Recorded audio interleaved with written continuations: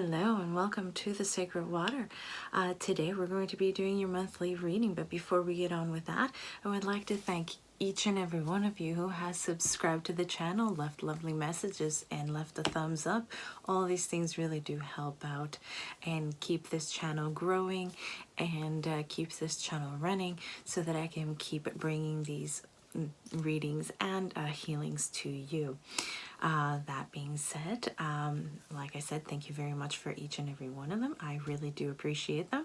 And let's see if we can keep growing this community, and hopefully by I don't know, maybe September we can get it to 1,000 subscribers. That would be amazing.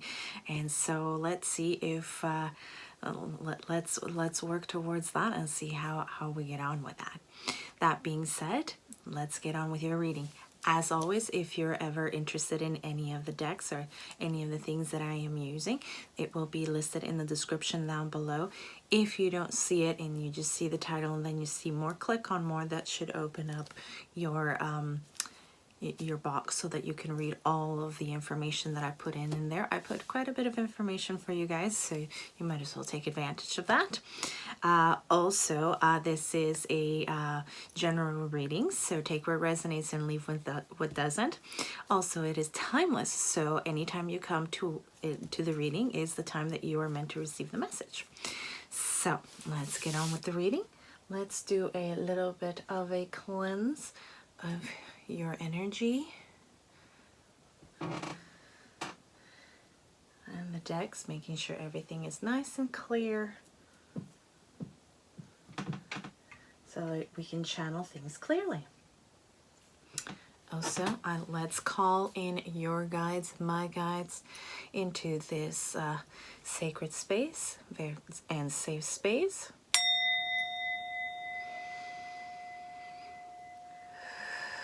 I call upon my guides and your guides to enter this sacred safe space to bring to you all the information that you might need for this month.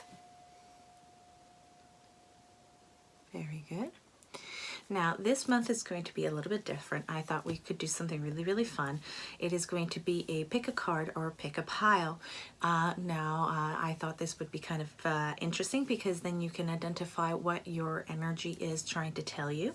So you could sort of choose your own adventure, as it were.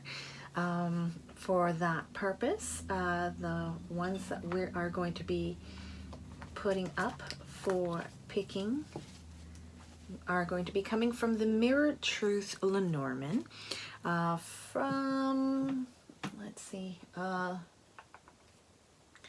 Silvia Neitzner.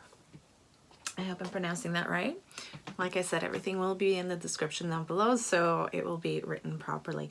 So we're going to shuffle these cards to get your energy flowing through, and so we can be able to channel 4 cards from which you guys can choose one. Of course, you can choose one, you can choose 2, you can choose them all.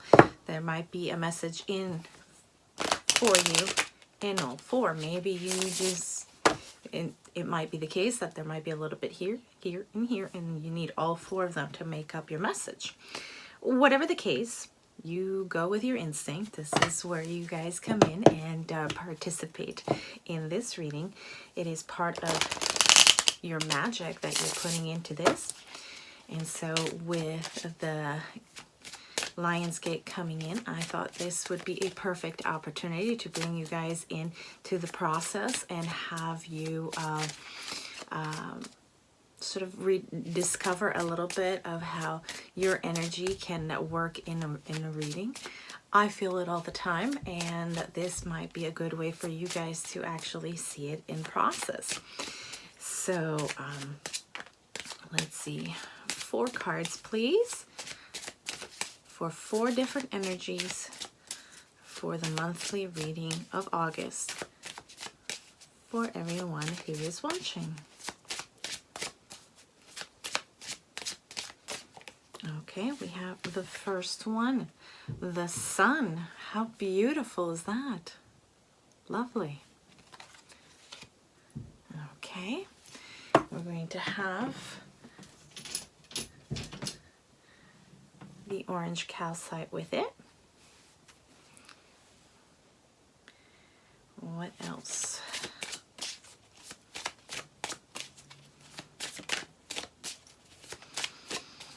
Three more cards, please, gods and spirits. Okay, we have Lily. That's beautiful. Now I also have the booklet with me close by because I am still learning this this type of deck, and while I may get most of them, there might be one or two, and I thought it could be useful as well because they have a slight different interpretation from my own, and it can add very nicely to the reading. We have Rider. Interesting. Is someone going into an adventure? Oh, can I join you? All right.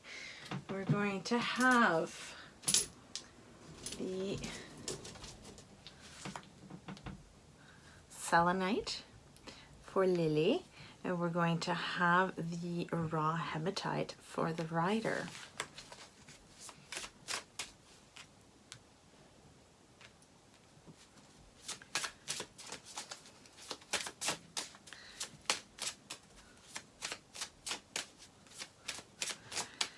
All right, one more card, please.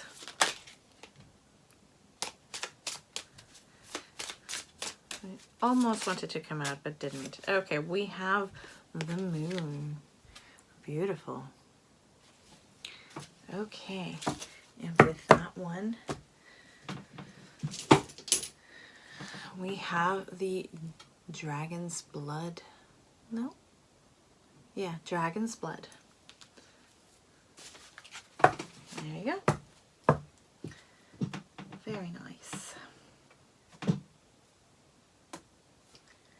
Okay. So I am going to show you guys the cards with the crystals, and you're going to let your intuition guide you to the right ones. Listen to your intuition. If it's more than one, great. If it's only one, great too. So just listen to your instincts, listen to your intuition. It will guide you to the right reading.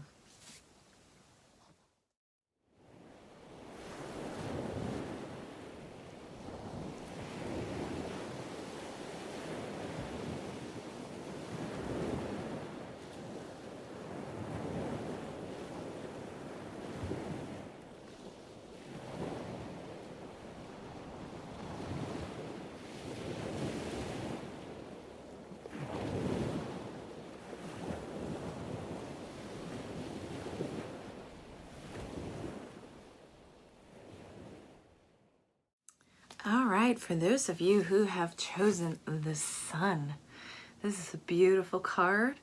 As in any card deck out there, the Sun is representative of everything that is beautiful and happy. It is the happiest cards in the deck usually, and it is also representative of the fire within and the passion, everything to do with the as the colors represent the chakras of the sacral and the solar. All of this beautiful fiery energy represents inspiration, it represents passion, it represents anything to do with creativity, life, and that sort of internal spark. With the calcite, you have a beautiful, soft, nurturing sort of crystal that will come in and clear that solar plexus chakra, so that you always have the energy to keep going throughout the day and accomplish everything that you want to accomplish. So a very beautiful crystal, and we're going to be using its energy to clear up that chakra so that it can help us throughout the month. So we're going to do a micro healing right here and now. This is one of the new changes that I will be adding. If it seems like it is part of the reading, I shall be doing so whenever the spirit moves me.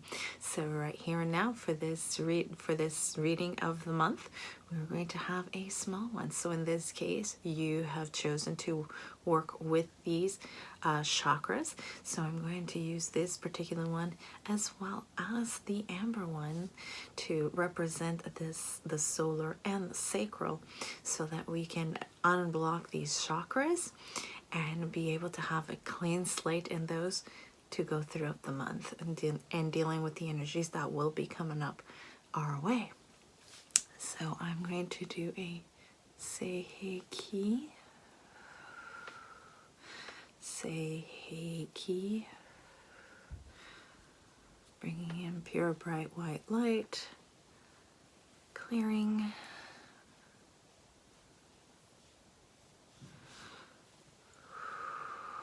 Chokre, Chokre.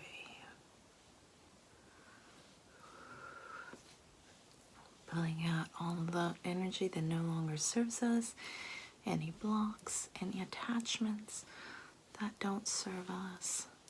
All that is being removed as we speak. Chokre, Seiheki, Daikumyo, Daikumyo. Very good. So now that we have those cleared up, we're going to proceed with your reading. All right. Let's do these instead. We're going to be picking 2 out of each one of these decks, and then we're going to do your tarot to see what is coming up for you guys this month. I should start calling you the Sun Pack. Or maybe not. Maybe that sounds a little too cheesy. I don't know. Let's call you pile number 1 to be a little bit more conservative. You guys let me know in the comments if you don't mind the cheese. I will sprinkle it in occasionally. So we all have a little bit of cheesiness in us, I think. It's the little things sometimes, eh? The little things sometimes. All right, gods and spirits. What does those that have chosen the sun, what do they have to know for this month? Oh, you gave us 3. We shall go with 3. Okay, you're experiencing a spiritual blossoming. Take a new direction and be open to new experiences. Very nice. Very well representative with the sun. These are new beginnings. This is all anything to do with blossoming and new energy forming. This sun is also an ace in the Lenormand deck. So this is definitely new beginnings. And all of these great things are just about to happen. For all of you that didn't see it, there's a little A in the bottom. Right there. That's the representative of the ace in this deck. So definitely new beginnings, new messages coming in, new opportunities. This is beautiful.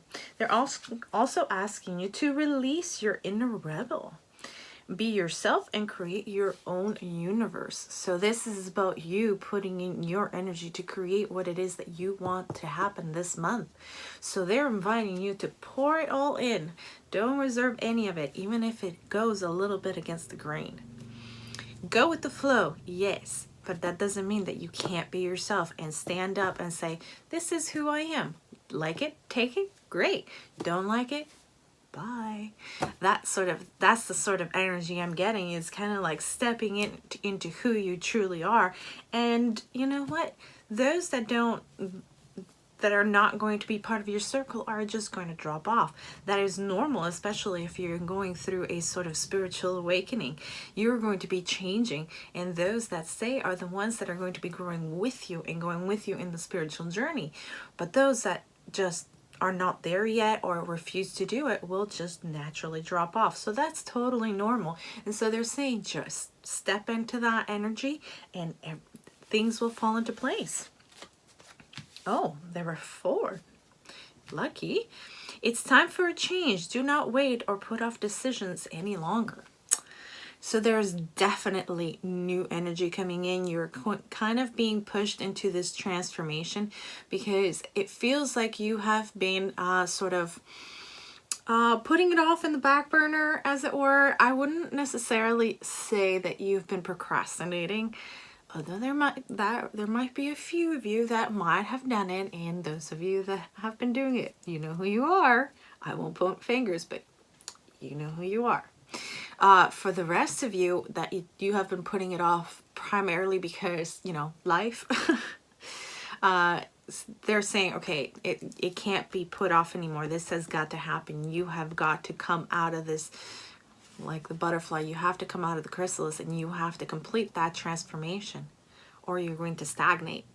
And so this transformation is all about your spiritual blossoming, as it were, and sort of embracing who you truly are and realizing, look at how many butterflies you have in this reading. This is all about self-transformation, and it's all based on this sort of blossoming of your spiritual side and this new persona and consciousness that is blossoming, that was already there, but it had to take time. I'm getting the image of well, there it is, the water lily. The water lily, the seeds are down dark in the mud, and it needs to have that period of darkness and sort of coolness and stillness in which to germinate, and then it moves up through the layers until it finally breaches the air and finally blossoms and blooms. So it's you've already gone through that period. Now it's time to breach the surface of the water and welcome in the sunshine. Let the sun pour in on your face and just sort of energize you from within. So that is what I am seeing so far with the last one. You are unique, be brave, a little crazy, but be yourself. That is primarily, especially with the releasing the rebel. It's about embracing who you are and who you have been all along. It was down deep and buried, perhaps, or it just needed that time, that gestation time, as it were, to sort of foster that internal, what is it that I'm trying to say here?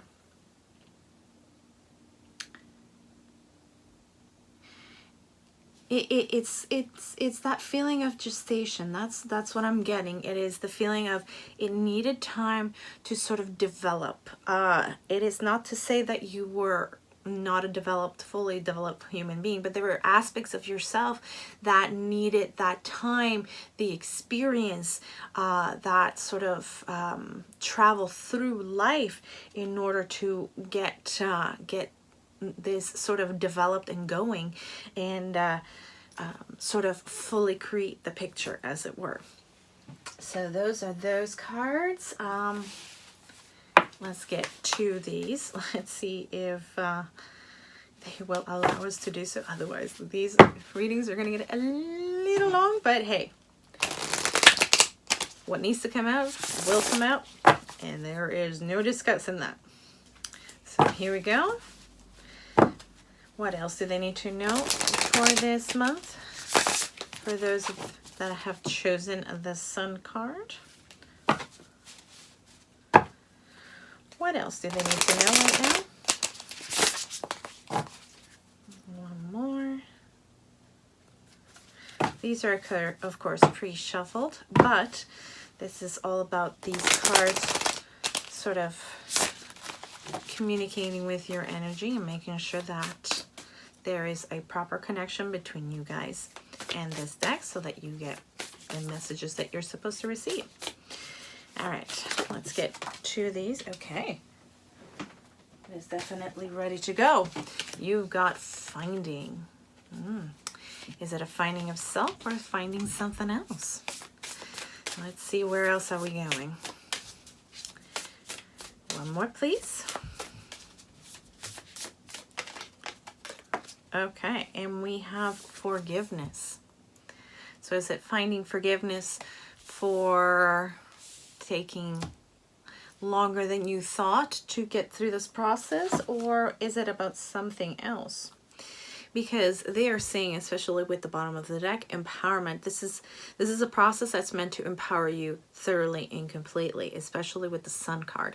So I'm just going to take it and I'm going to put it there on top. Okay. Let's take two of these. Those were the Spellcasting Oracle cards, and these are the Oracle of Mermaids. Yes, they're a pocket edition, but they work nonetheless. Okay. What else do they need to know right now, gods and spirits?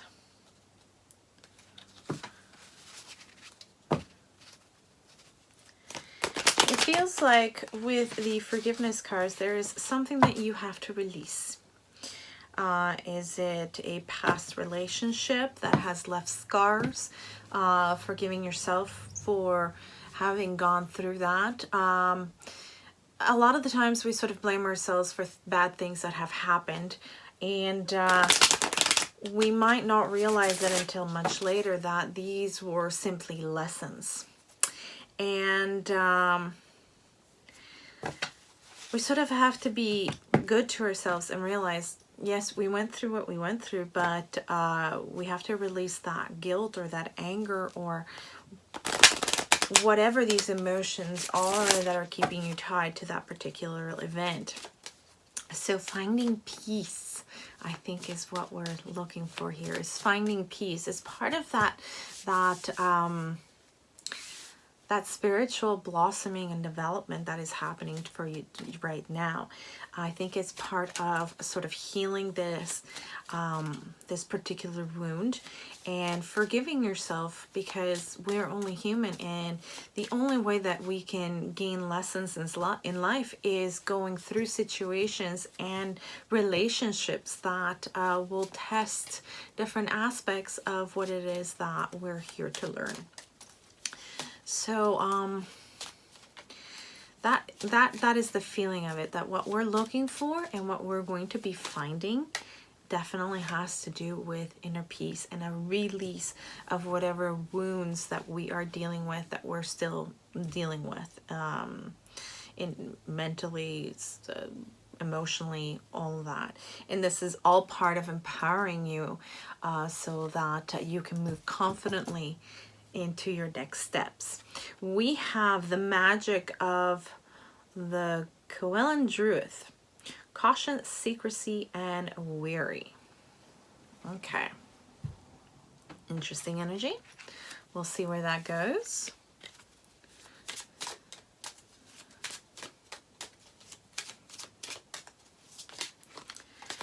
Okay. And apparently we have 3. Okay. So we have homeland, arrival, a journey's end, establishment, building, and settled. Interesting. And we have visions, psychic images, clairvoyance, seeing, out-of-body travel. Interesting. This is...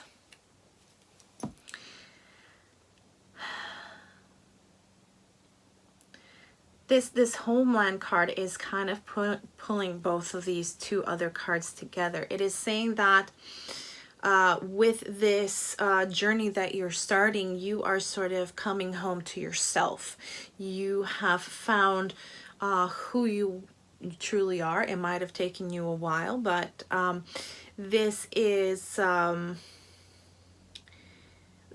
the way that you, not only are you finding yourself, but you're also finding your soul tribe. So this is coming home to those with whom you belong, with whom you are meant to be traveling this journey with. And so they are saying that, as I mentioned before, there are quite a few people that might drop off naturally as you're going through this process. Those that remain are part of those that are supposed to go with you through this journey. But you will be meeting others that are going to be joining you as well. And throughout this whole process, you will find that there are, in the spiritual blossoming that you're going through, there will be opening up of these gifts. Now, they are saying with this card is that only talk to those that are part of your inner circle, those that you truly trust, those that are that are part of your spiritual family. Those are the only ones that you can trust with this information to help you through and foster and develop and nurture these new new experiences and new gifts that are opening up for you. With all others, keep it to yourself, keep it close to the chest. Don't reveal these things just yet until you suss out who is who and where do they belong to. Are they in the inner circle, or are they just acquaintances and that sort of thing? So play close to the chest when it comes to these new blossoming experiences and new blossoming gifts that are coming through for you, until you can sort of navigate and really learn how to use them so that you can fully trust yourself and then be able to easily tell who is okay to tell and who is not okay to tell. I know it's a little bit hard, especially with Be Your Own Rebel. It is totally okay to show yourself and say, this is who I am, take me or leave me as I am, because that is embracing who you are. But when it comes to your special abilities or gifts, at least at first, take it slowly, take it carefully. You don't know, especially if you're starting out, you don't know who could take advantage of this, or who could be an energy vampire and that sort of thing, because all of these things are relatively new and it's sometimes a little bit difficult to navigate. So tell only those that are the most trusted, and those that are meant to be your teachers and your helpers that are going to help you through these new gifts. They're going to show themselves, and it'll be a natural process, and you will be able to tell 100% because their energy is usually pretty much stronger than those around you in some ways, because they've already gone through this particular journey. So it will be easier to recognize those that are meant to be your teachers, your spiritual teachers. They're going to be the ones to guide you, and the rest of your spiritual family are going to be the ones who are going to be your support. Maybe they can be teachers too. But remember to take it easy on yourself, especially when you're beginning something new. And just, take it one step at a time. Soon enough, you will be taking these new gifts and running with them, and it'll just become second nature. But at first, take it slowly, and make sure that you know who you're talking with, and take just regular precautions, as it were. You wouldn't tell your banking information to just anybody. So it's sort of the same thing. It's private. It's something that it takes a little while to develop and foster, and to really come to that place where you can you can fully trust yourself with it, because sometimes we get a little confused when emotions come into play. So just take it easy. Don't put too much pressure on yourself. And trust those that are in the inner circle. Trust those that are meant to be your spiritual family here to help you through and be with and walk with you in this journey. Okay. That being said, let's get into your tarot and put it all together for you. Okay, gods and spirits, what does the Sun group need to know for this month for their highest and greatest good? This, by the way, is the Triple Goddess Tarot. What does this group need to know for their highest and greatest good? Please guide them so that they can navigate this month much easier. Okay.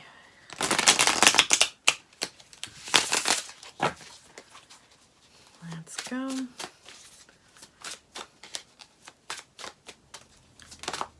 Okay, we have 3 already out. The first one being the moon. We have the 9 of Cups. We also have the 2 of Pentacles. Okay. We have the 6 of Wands. Very nice energy.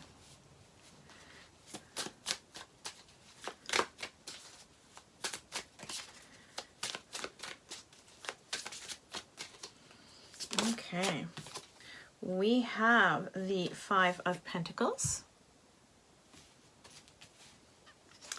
We also have the 8 of Swords.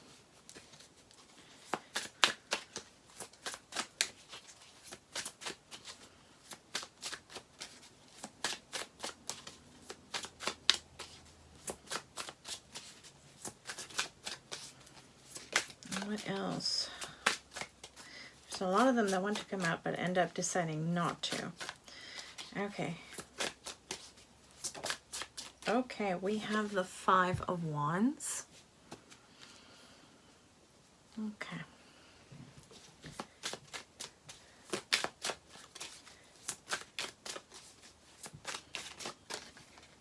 Okay, we also have the 10 of Swords. We have the 9 of Pentacles. Can I get one more, please?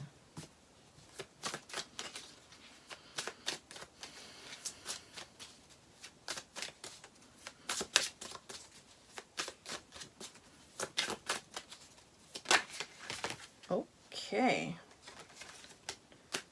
Take those. These we'll put back in.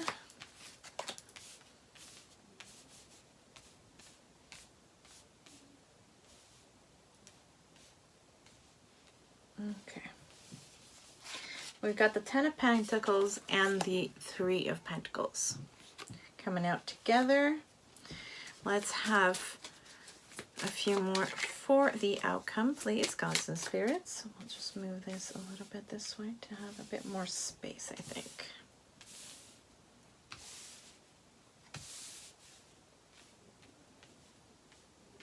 Okay, I think you can see most of them there. Outcome, please, gods and spirits. Okay, we have for the outcome the Wheel of Fortune.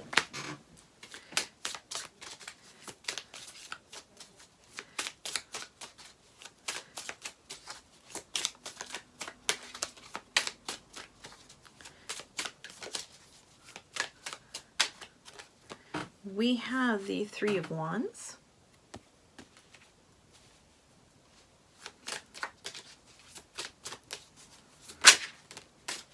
Okay, we also have the Magician. We have the Ace of Pentacles. Let's get one more, please. And we have the Ace of Swords. Okay. Very nice.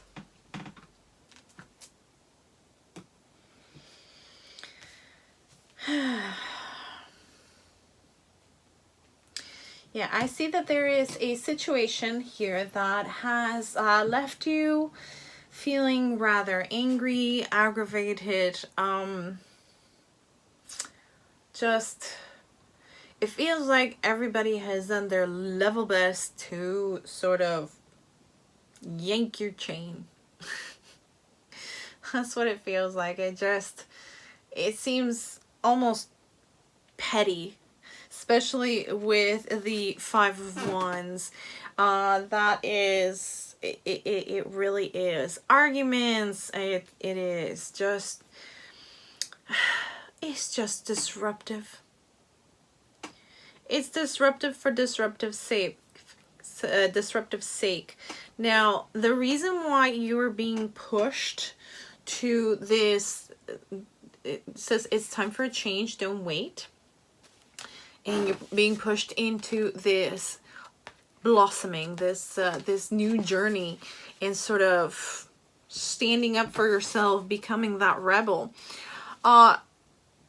They're saying, you know, you've been trapped in this in this particular merry-go-round, as it were, with a lot of people. And this is why they're saying once the gifts start happening, play your cards close to your chest, is because for some reason, for a very long time, you have been dealing with a lot of people that at first look, let's just put it this way, they look good on paper, but once you actually get to know them, they're not great.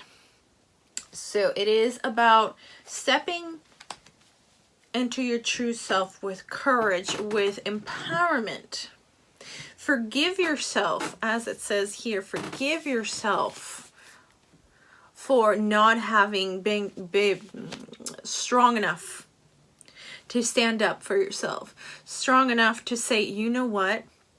You are horrible to me all the time. You are not here to validate me. All you want to do is for me to do everything for you, or all you want is this, that, and the other, and this is all you really want from me. You don't really want a partnership. You don't really want a friendship. You don't really want a lover. You just want someone to occupy a particular title and do particular tasks for you, because it's all about you and me. So yeah, forgive yourself for any of these things. I mean, you know, it happens to all of us. This is how we learn. This is how we grow. This is how we learn what our boundaries are. We learn how to stand up for ourselves and say, you know what? I don't like this situation. I'm getting out of here. Or I don't like this certain person. I'm getting out. Don't keep putting yourself back into this merry-go-round that doesn't serve you. Find peace with who you truly are. Find the courage and use that energy, that solar and sacral energy, and let that inner spark really truly boost you up and empower you so that you can stand up and boldly declare, this is who I am. You like me? Great. We can get along. You don't like me? There's the door. You can go. This is how, by taking these steps and sort of embracing that person within, embracing that inner power, that inner strength, by really truly taking that to heart and really taking that bold step forward, all of those that don't belong, that their energy does not match with yours, that they're completely in the 3D and you're moving on and ascending one step at a time in that spiritual journey, those will drop off. Slowly, maybe, rapidly in some cases, they will drop off, and all of this will quiet down, and you will find peace finally. And you will find those that are going to be part of your circle. But this is why they're pushing you into this 10 of Swords. This is dead, done, buried. You can take the time to mourn that part of your life. Take the time to really process what has happened in the past, and then let it go. This is how you're going to move forward. There might be some trepidation, a little bit of fear, but take that first step. You will see here that there is water lilies in the water. Now, this lilies have several different meanings. if I remember correctly, they're not just a symbol of peace, which is what you're seeking, especially after so many loud voices demanding your attention, demanding that you do this, demanding that you do that, and anything that whenever you need something, they mysteriously disappear. Well, take that first step into light, into purity, which is what these also signify. All of these things,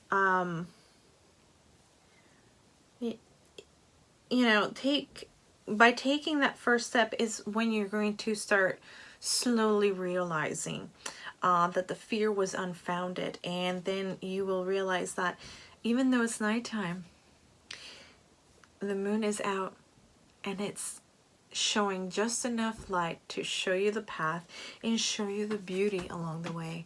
Like this lady here, she is finding that she can see the lightning bugs. I know they carry different names, but my point here is that she is finally able to see them, because if there isn't enough darkness, they sort of blend in to their surroundings. But by giving them just enough darkness and just enough light from the moon, they glow beautifully, and you can see them and they will guide you. So if you see any lightning bugs, especially now in the summer, take it as a sign from spirit that this is a confirmation that this reading was for you, that they're the ones that are going to be helping you, even through dreams, pointing out the path for you so that you're never lost. They're going to be your guides. So the whole idea is that you will no longer be juggling between all of these energies that no longer serve you and those that do. You will no longer have a divided energy. You will no longer be divided between two different worlds. You take that step into the right direction, your path, and you no longer have to be divided. See, they're at a crossroads. Once you make that choice, the choice that is right for you, the choice in which there are no obstacles, the choice that is clear, that's where you need to be going. See, the arrow, well, the R really, the tip of the R is pointing in that direction. So take that path. It might be that it is unknown to you, and that's okay. That's all about taking that leap of faith. Sometimes we've got to take it for our own good. I mean, it's Spirit is saying it's time to do it. You've put it off long enough for whatever reason. Those reasons were valid, but now it's time to take that leap and move forward. And if that means being on your own, or having a small circle of friends, that's okay, because this is where you're going to shine, you're going to develop, you're going to be empowered and emboldened, and you're going to have everything coming to you, that all of those blessings that were waiting in the wings that didn't have the chance to really step through because there was that energetic block. Well, now it's free to come. And now you have this this peacock here, and these to me, they're very magical creatures. They have this royal presence, as it were. They're very regal in their stance, and it's only the males that carry that beautiful color and plumage, and they only put on this display when they want to impress a certain someone. So this is the energy that is telling me, is that when you do this for yourself, because this is the only person you're doing it for yourself. You're taking care of yourself, you're taking care of those immediately that you care most about, your parents, your siblings, your children, your pets, which are part of the family. By working on yourself and having this this energy of filling your own cup and being self-fulfilled.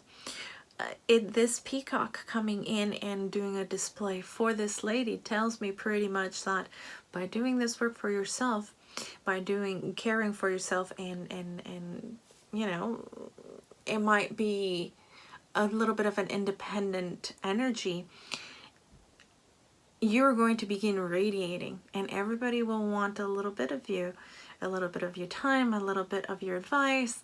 You know, you are going to be starting to attract all these beautiful things towards you, including your soul family, others of your soul family, maybe even a mate. And so by being in this quiet space of receptivity is when you're going to be attracting all of these things that you had wanted for yourself.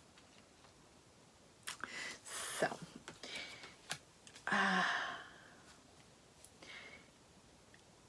if you achieve that first step, you will be rewarded, I would say almost immediately, with different things. You have the Nine of Cups, not the Knight of Cups, the Nine of Cups, and you have the Six of Wands.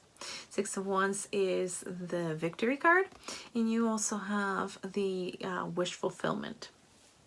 So while there might be a little bit of trepidation, if you take that first step, you're going to be balancing out your emotions, you know, one foot on earth, being grounded, kind of like the Temperance card, really. One foot in the water and one foot on land.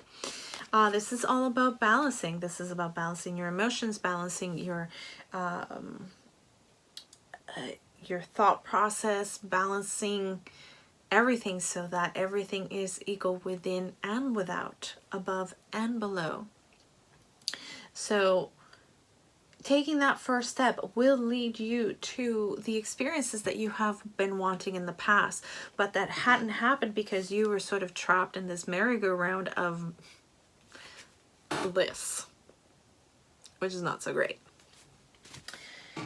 That's going to bring you to the Ten of Pentacles and the Three of Pentacles, which says to me that like the Nine of Pentacles here, you're going to be attracting everything you want. You have the progression between 9 and 10 of Pentacles. So it is step-by-step ascension, every step of the way, every one level at a time.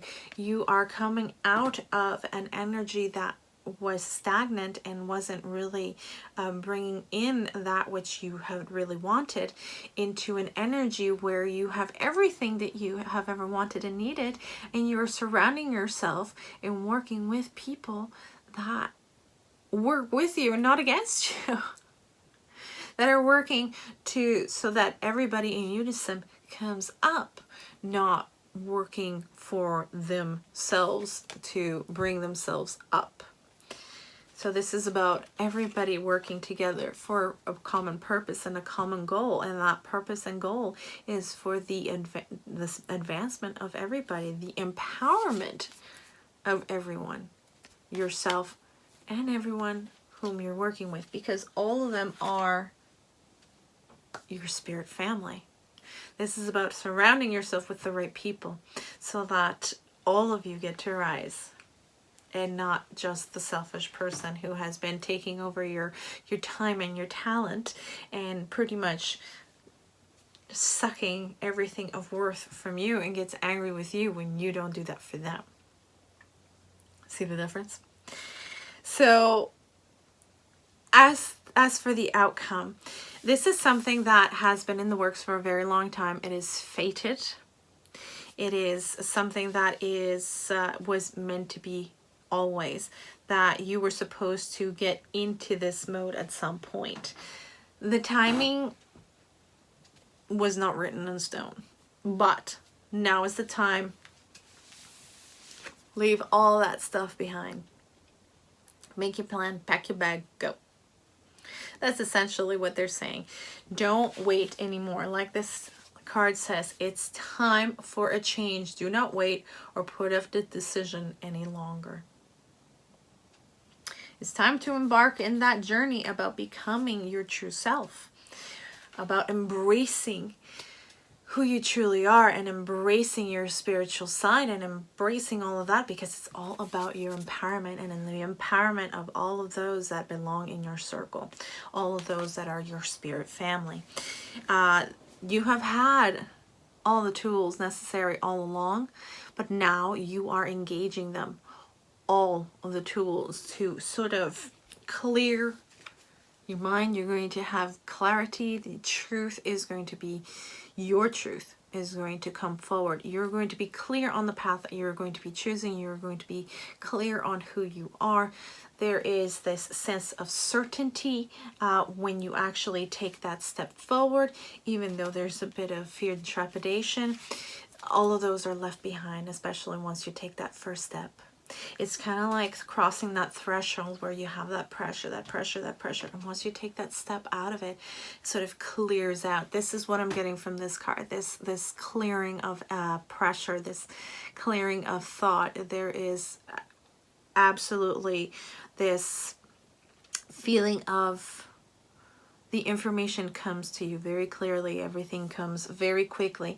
You're going to be very quickly learning and having these gifts open up. So this discernment will come easily for you, and you will quickly, what's the word? Grasp? No, that's not quite right. You will take to all of this like a fish in water, or, you know, a duck to water. Any sense of the word that you want to, any words, terms that you want to use, it will come easily to you once you start opening up to it, once you take that step forward. And it's going to, these new beginnings are going to bring everything that you've been expecting and then some. It feels like Spirit still has a few nice surprises left up their sleeve, and they will be presenting those, because now the energy is clear. Now you are in a position where you're going to be receptive. Now you're going to be shining. You will be glowing from within. This is going to be clearing, I have a feeling that it will even be clearing your root chakra. Solar sacral root. So you're going to be clearing all of that, and you're no longer going to have this fear within about, you know, if I take this step, what would happen? You know now what will happen, and it's nothing but great news. So take the time that you need in order to process. Yes, absolutely, but don't put it off anymore. That's what Spirit is saying. Okay, let's get you a final crystal and a rune to close out your reading. Let's see.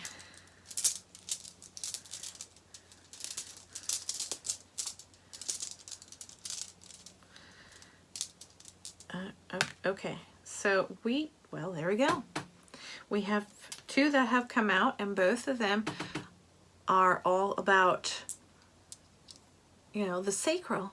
And I mean, not the sacral, although the sacral is there, and nonetheless, because you have this passion within you that is just longing to get out, and the creativity to, the spark of creativity within you to create the world that you want.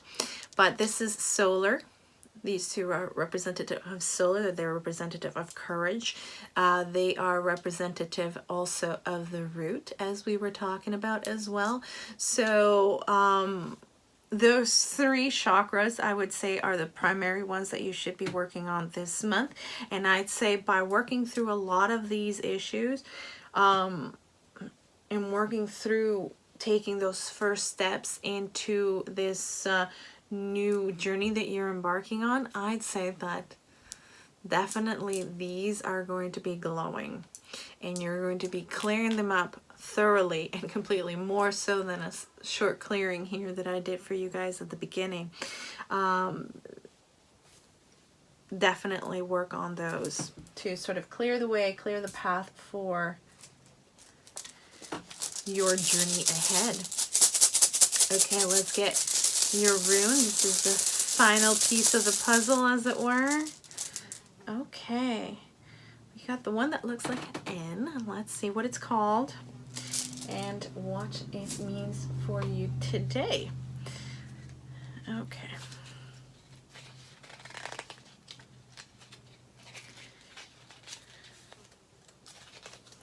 Let's see. So it's actually an H. It is the letter H, and it's called Hagalas. It means hail or stone.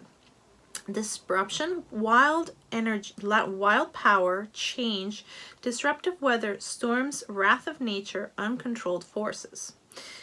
So we can gather here then that you have been dealing with a lot of disruptive energy, and there is a storm coming that's going to clear and change everything. Why? Because you're about to embark into this new journey. It's time to embark into this new journey. There is no dilly-dallying, not at all. It is time for you to go, and they want me to put this on your Three of Wands. So that is the energy that you have for this month. I hope that it has been helpful, and I hope that you have enjoyed your reading. If you have, please don't hesitate to subscribe to really support the channel. It costs nothing to you, but it means the world to me, and it tells me that you enjoy the readings. Please hit the thumbs up and the little bell notification so you know every time I put up a new video. And let's continue bringing up those numbers.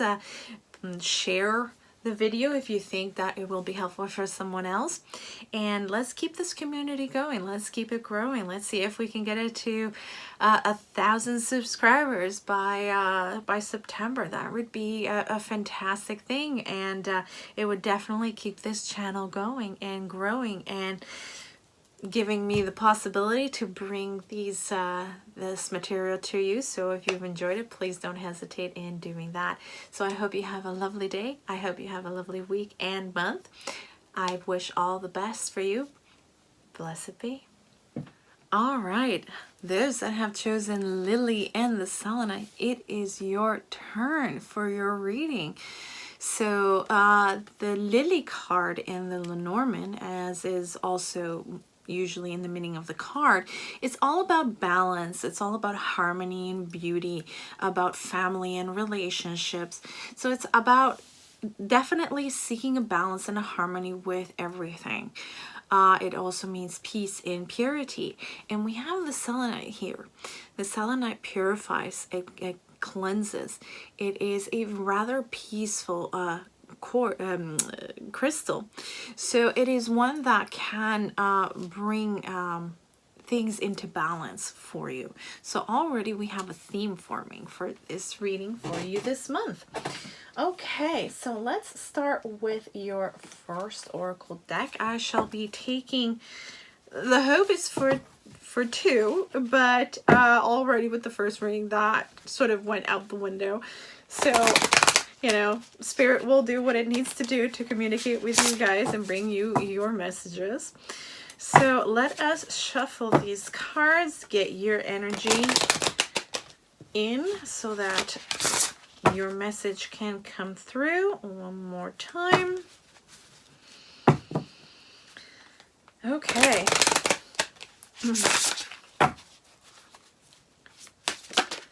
Okay, so we have the first card, which says, listen to the eternal song of your soul. Tune into it and learn to trust it. Very nice. I'm also being called to attention to the fact that in the Lily card at the bottom here, this card is associated with the King of Spades. Now, to me, the King of Spades is very representative of the King of Swords. So there is something here about being very clear with oneself in order to be able to hear the messages of your higher self. And this goes very well with the listening to your eternal song of your soul. It is about creating boundaries and creating spaces in which you can actually hear your true self speak to you, your higher self, your spirit guides. Having this quiet moments where clarity can come in. That's what I'm getting so far. Let's see where else this goes. What else do they need to know for this month, for those that have chosen the lily?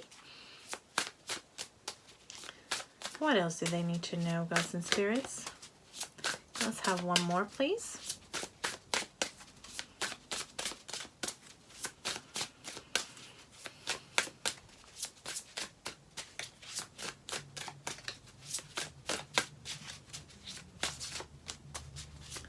Okay, there we go. We have two. We have a flipper and we have another one here. So let's see what they have to say. We have tear down the walls around your heart and give and receive security and warmth. Okay, so very clearly there is a definite need for harmonizing and creating a balance within yourself in which you are capable of quieting down your surroundings, or creating a space in which you can do that so that you can hear your higher self and your guides, and sort of remind yourself of who you are and give yourself a space to have a break and sort of recharge, which then you will no longer need to have those walls in which you don't let in anyone that you might care for in or out of them. So by doing this exercise, you're able then to sort of bring down those protective walls and bring the right people in and give them love and security so they in turn can do the same for you. I know sometimes the world and your day-to-day can become so loud that all you want is sort of create yourself a little barrier wall and cocoon yourself to sort of have a moments of peace. But you don't have to go to those extremes either, where you start shutting out the most important people in your life. You will notice in this case it's a little bunny, because they too will suffer. I have noticed that when I have had my moments in which this exact same thing has happened, and I have accidentally shut out my poor little furry babies too, and you know, they feel it too. They feel it, and all they want to do is give their unconditional love and sort of try to make it easier for you. And so look at me getting emotional over this. Oh Lord. Okay.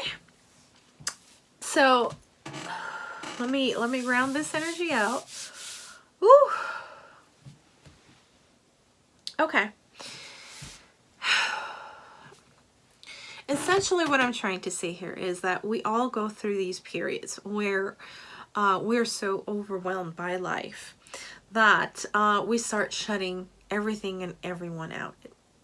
And those, unfortunately, that we love the most and care for the most will receive the brunt of it.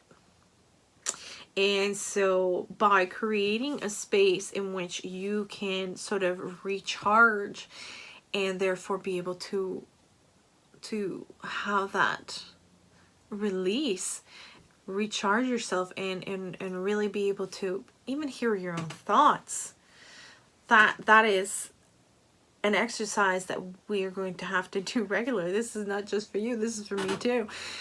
Obviously.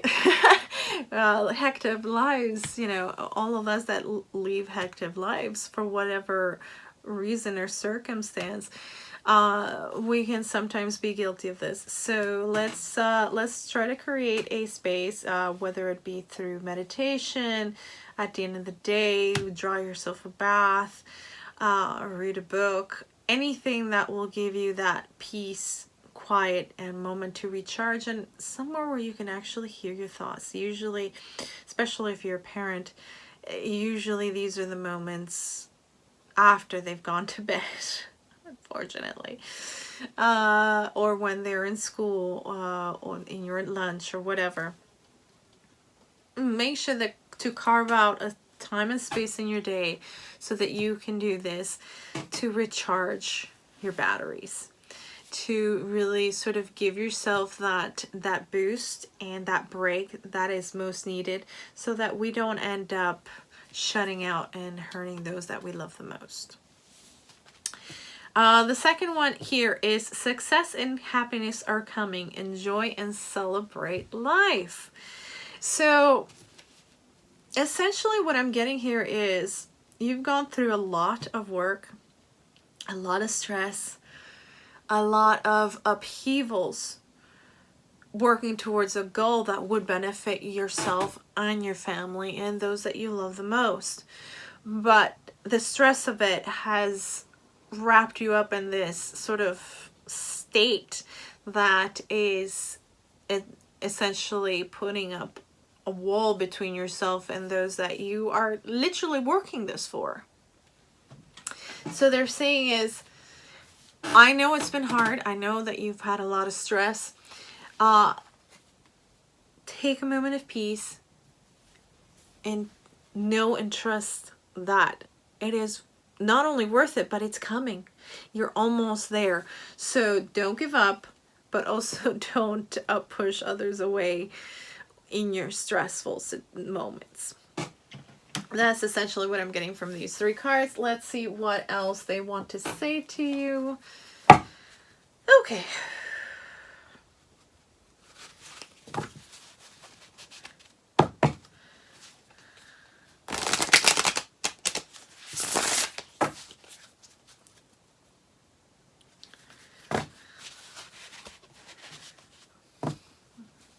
What else do they need to know, gods and spirits? What else is coming their way this month? What advice do you give them to navigate the energies that are coming towards them?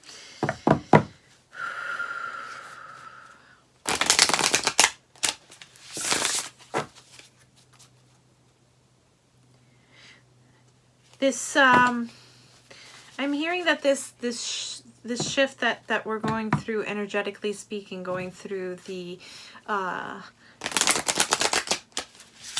Lionsgate portal, which is huge already, and all of the retrogrades and all of this stuff that we're going through and coming up as I'm recording this. Tonight is the night of the full moon, the supermoon of all things. So the energy you have felt quite strongly, and it's part and parcel of the boost that is giving you to get through a lot of these things a bit. What am I trying to say here? It's been giving you the boost to get through these hurdles and sort of helping you to go through them a bit more quickly. But it's also probably partially responsible for the heightened emotions that you're feeling at this point in time. So it's going to be very important for you to ground them. This is part and parcel of carving out that time for yourself in order to recharge. This will be about grounding and also about opening up to your higher self and your spirit guides and having that moment of quiet to really recharge and give yourself that release so that peace can come back in and so you can sort of refill your own cup. This is part and parcel of what they're saying is self-care. It's taken a bit of a back burner, probably because you've been going through so much and having to deal with so many things, and you probably have been saying to yourself, I will when I cross that finish line. I will when I get this. But they're saying it's coming. Trust that it is, believe that it is, have faith that it is, and take that moment, because if you don't, not only are you might push people away, which will ruin the whole thing, as it were, but also you're going to be too exhausted to even enjoy it. So take the time to really take care of yourself. Don't wait. Don't wait. All right, what else do they need to know for this month, gods and spirits? This one, animals. Animals. Okay. What else, gods and spirits? Too many. Too many. Let's have one more, please.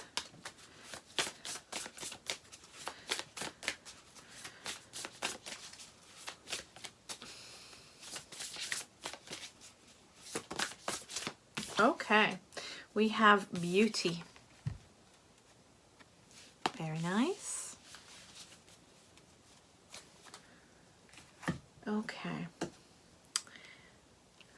So the beauty to me is all about self-care. This is about beauty within and therefore without. You will see that there is an internal glow of this person that is being reflected in the mirror in which they're looking into. This will only come if you take the care, the self-care that you need in order to recharge and ground all of that excess stress, excess emotions, all of these things that don't really serve you. Also, they are saying that animals are going to be very helpful and instructive to be around at this time. If you have pets, they might be around you more than usual. They can sense that there is something that is not totally okay, and they want to help ground that out. They want to help relax you. It has been proven scientifically that petting an animal can bring your stress cortisol levels down and bring down your blood pressure. There's something about the energy of animals that is incredibly helpful, and they are highly recommending it. Also, for some of you, I'm getting that you will be receiving messages through animals, and these are not your typical animals that you would necessarily see every day or even have as pets, although some of you might. I mean, there are people that have, you know, those gorgeous fennec foxes as pets. Not terribly recommended, but hey, you know, they tend to be a little bit destructive, but they are cute and they are sweet, and you know, they're nice animals overall. But what I'm getting here is that you're going to be receiving messages. I'm getting in the quiet times. You will know instinctually and instantaneously what message they are carrying for you. So if you see something like an owl or a deer, it's something that you don't typically see every day. These are things that these are animals that are going to be bringing messages to you. So if you are receptive to such things, and if you are in a state in which you can receive it, you will be getting an animal bringing in a message for you from the divine. But first and foremost, this needs to happen. There needs to be an equilibrium. There needs to be harmony, because as within, so without. So if you want to be creating peace, harmony in your life, then you have to start bringing that in on the inside, because it's about the energy first. Like attracts like. So I know it's kind of like, well, we already know this. We sometimes forget this in the day-to-day. So it's a good reminder for each and every one of us that self-care, trying to take moments in which we sort of regenerate ourselves and take care of yourselves, that is a good reminder to have, because we sometimes forget depending on what is happening. So know and trust that what you have been working for is coming for you, because you're meant to have it. Your success, your happiness is coming, and you will be able to celebrate because you're going to take the time, right? You're going to take the time to rest and recharge and ground out all of that excessive negative thoughts, negative emotions, and don't shut people out. You need them as much as they need you. That is part and parcel of being a family, really. Whether it be the little critters or humans or all of the above. We have blood families, we have chosen families. Some of us have one, some of us have the other. Some of us have both. Point is that this shift needs to happen. And you need to trust that what you've been working for is coming for you. Okay, one more oracle card. And then we move on to your tarot. Okay, gods and spirits. What else does the Lily group need to know for this month? What is coming for them this month? What do they need to know? How best to handle it? Oh, we already have 2 flippers. Okay. Any others? No, that's it. Those are the ones. Okay, so we have air. Breathe deep. Entering into life. Exchange of life-bringing energies. So, this is all about grounding. This is about not shutting people out. This is about a harmonious, balanced exchange between your loved ones and yourself. And we have farewell to the moon. Appreciate and enjoy the lunar light and cycles. To me, this has to do with the ebb and flow of emotions. Right now with the supermoon in full force. This is all about stating that you might feel overwhelmed now, but this doesn't last. Things have cycles, things come and go, they like the waves, going with the flow. Just, you know, like I said, go with the flow. Try not to have these emotions all pent up. Release them. Acknowledge them, thank them for having taught you a lesson, and release them. I know it seems kind of, what do you mean thank them for making me miserable? You know, it's not about that. It's about they are like the red alert, the safety valve, letting you know that you are at your maximum of being able to handle it without any release.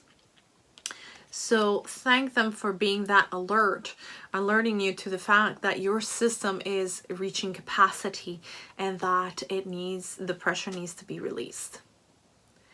So take a deep breath. Spend quality time with yourself. Spend quality time with those that you love. And go with the flow. Fantastic. Okay.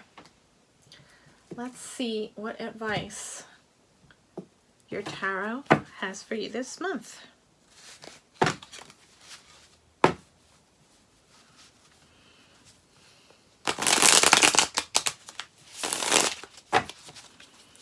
Okay, gods and spirits. What does the Lily group need to know for this month? Please guide them for their highest and greatest good. Give them advice for how best to handle the energies that are coming towards them this month. One more.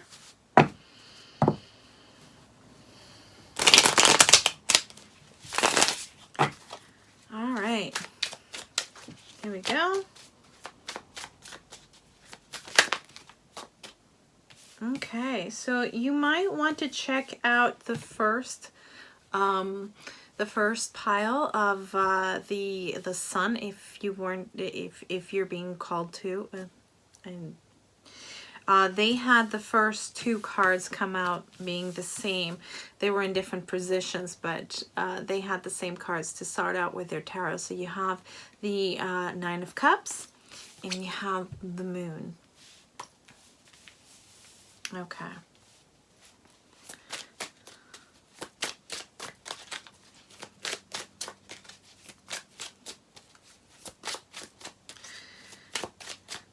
What else do they need to know right now, gods and spirits?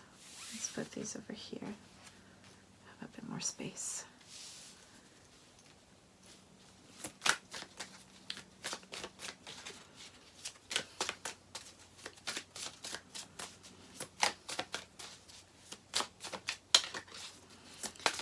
Okay, we have the Page of Pentacles. We also have the Six of Pentacles.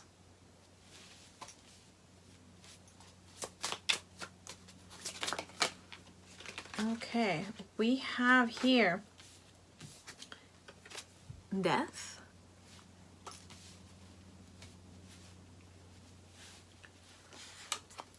And we also have the Ten of Pentacles.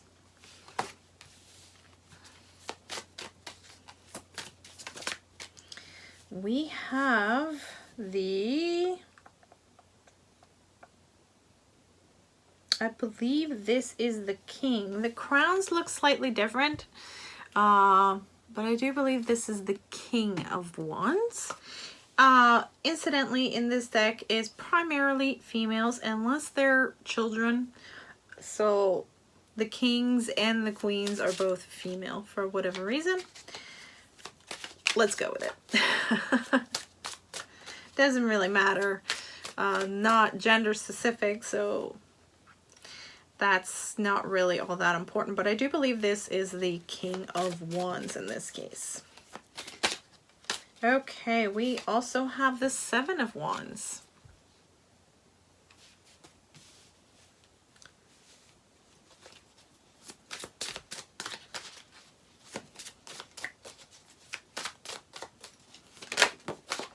Okay, we have, oh my. Okay, we have the Tower coming to a realization real darn quick, I think. Yeah. Something,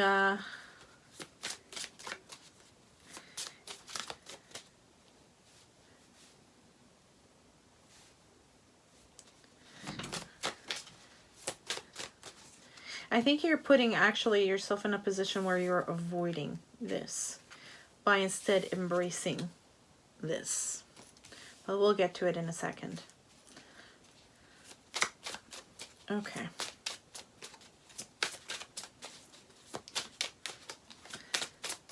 One more, please. And then we get into, okay, no, too many.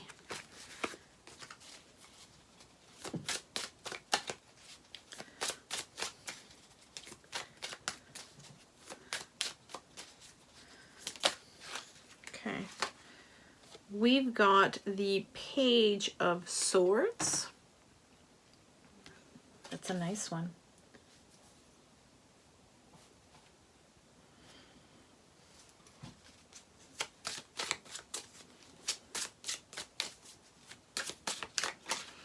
Okay, let's get the outcome, please.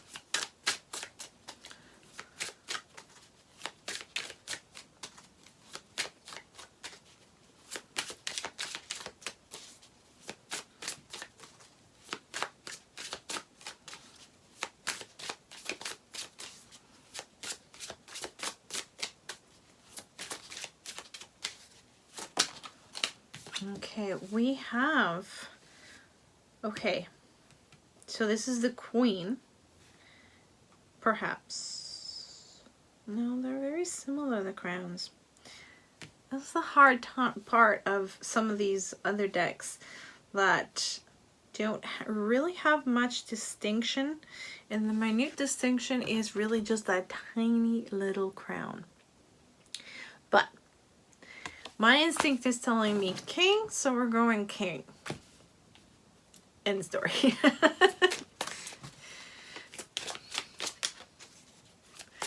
So we're going with gut feel here. I read intuitively, and what I'm getting here is very much a kingly position in this reading. So that's what we're going to be heading towards. Okay, this one. This is the devil. But it's an interesting devil because she is shedding all of this as she walks out of what was holding her prison. She is shedding all of the things that kept her tied to it. Okay, we also have the Eight of Swords, the Five of Swords, a lot of air.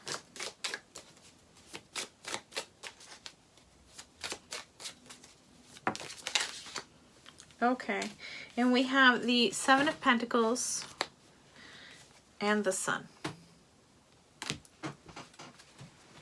Judgment at the bottom of the deck. Okay, so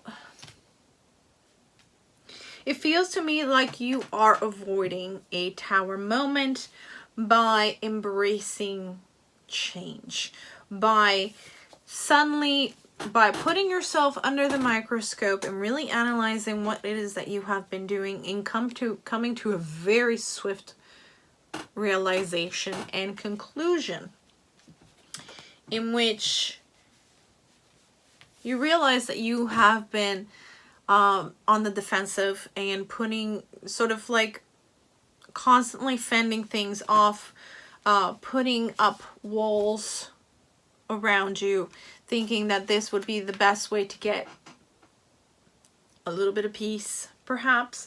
But I think you're quickly coming to the realization that this is not the way to go.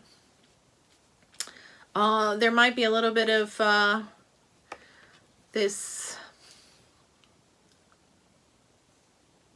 I wouldn't call it fear, because this is not, this has nothing to do with taking a leap of faith in which you would need to have any sort of fear. I need a drink of water. I've been doing a lot of talking. Okay.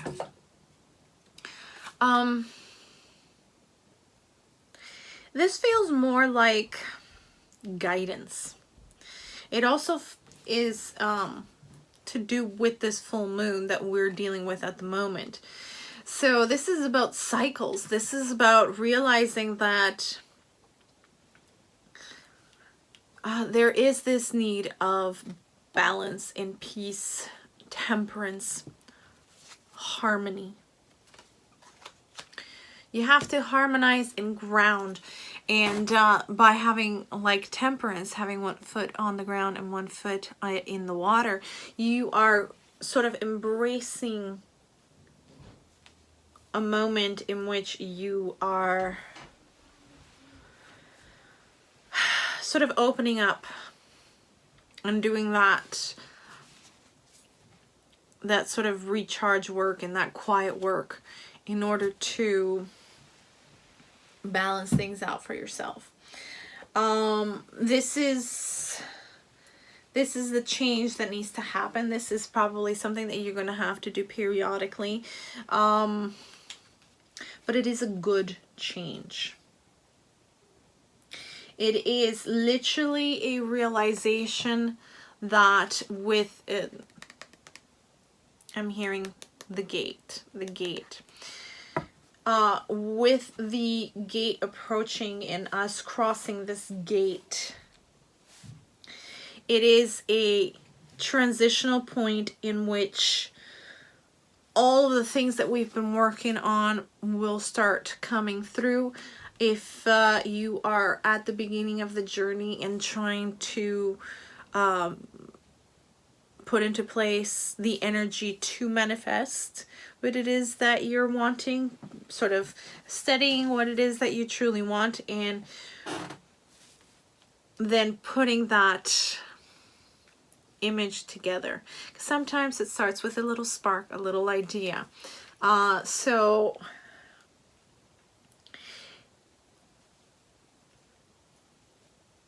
I'm hearing in this moment of contemplation, if you find that there is something that you've been doing,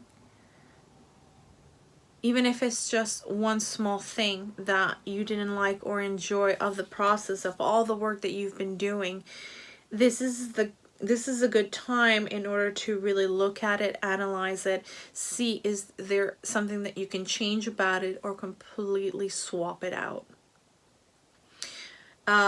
If it has to do with your job itself and you don't enjoy the job, this is a good time to start thinking about what it is that you would like and start doing the first steps in order to do it. Remember, nothing has to be done overnight when it comes to those big transitions and those big changes and shifts. But as long as you're doing one thing that brings you closer to it every day, some of that pressure that you've been under will stop dropping off. I have a feeling that, especially with the animal here, that message that the animal will be bringing, I feel that this is the energy that we're talking about. This is the message that is being brought in. It is the piece of the puzzle, as it were, that was missing. Whether that be information, whether that be an emotion, whether that be a person, whatever it is being brought to you and literally put into your hand. And this is part and parcel of what is going to bring in that balance, that harmonizing energy that will help you make sense of it all. That one little piece will bring in the information, and all of a sudden you will have all the information and all that you need in order to move forward. It will become clear. It will be crystallized to the point where you will be able to write it down if you needed to. You will be able to put it into words. Like I said, sometimes it sparks, it comes first with a spark of feeling, an emotion of, I'm not quite satisfied with this. And I think this is part of why it has been affecting you in the way that it has been affecting you. There is something that you are not quite happy and satisfied with. You have been working so hard in order to gain this success and happiness that something has been chipping away at you without you necessarily even noticing. And all of a sudden, something comes in, this little piece of the puzzle that crystallizes everything. And it brings it to the forefront, into your mind. It brings in that clarity, that realization, that brings in the harmony and brings in a little bit of peace, because all of a sudden you realize what it is that you want, you need, and therefore the steps that you need to take towards it. That's when you come into this power. Self-realization of what it was that was bothering you. It is in the peace and the quiet that peace is going to slot in, and you're going to feel the empowerment of that. Everyone will notice it. I hear this clamoring right here. See people wanting to stretch out and just be able to touch the clothes that you're wearing. It's more of a wanting to touch that energy so that they themselves know what it feels like, so they can get a piece for themselves. So they themselves, it's kind of like, .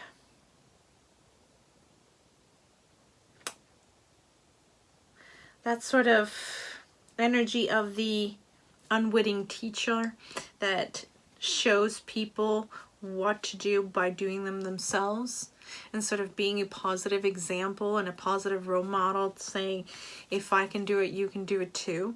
That's the sort of feeling I'm getting, that you are, by example, teaching, by showing, you know, I have been going through this. You take the moment you need, you come to this place of realization, this peace in which all suddenly clicks into place, and therefore you know what to do. Then your wishes start coming true. Everything that you've been looking forward to, everything that you've been working towards, starts coming in, giving you the possibilities and the, what's that, resources, that's the word, the resources and the energy that you need in order to create the life that you want. And it all starts with a moment of peace and a spark.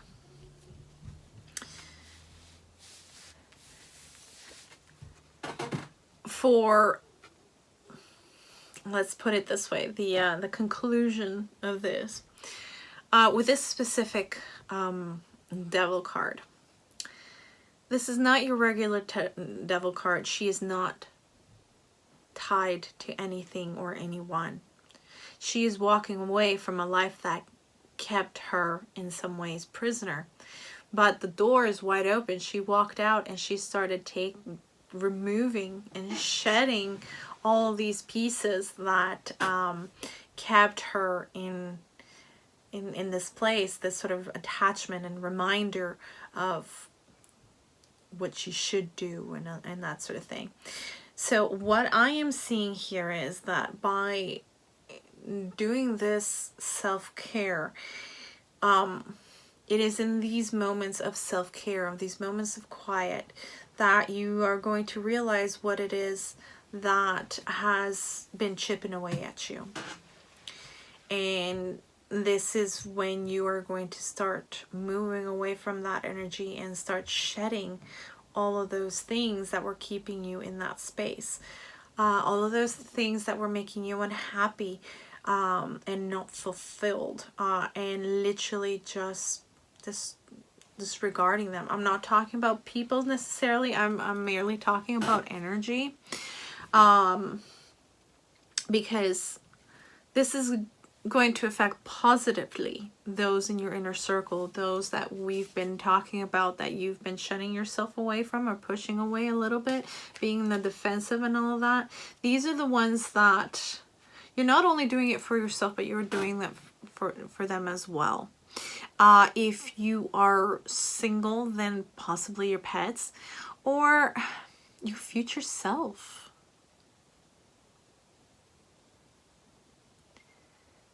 But I seriously see that this is going to be instrumental in turning around a situation that has really been doing a number on you. And you're definitely going to become more stable, become in your power, utilizing those resources to really, I'm hearing, lay down the groundwork for you to move to the next experience that is going to bring you healing from situations that kept you trapped and kept you having to do things that perhaps you were not necessarily very proud of, or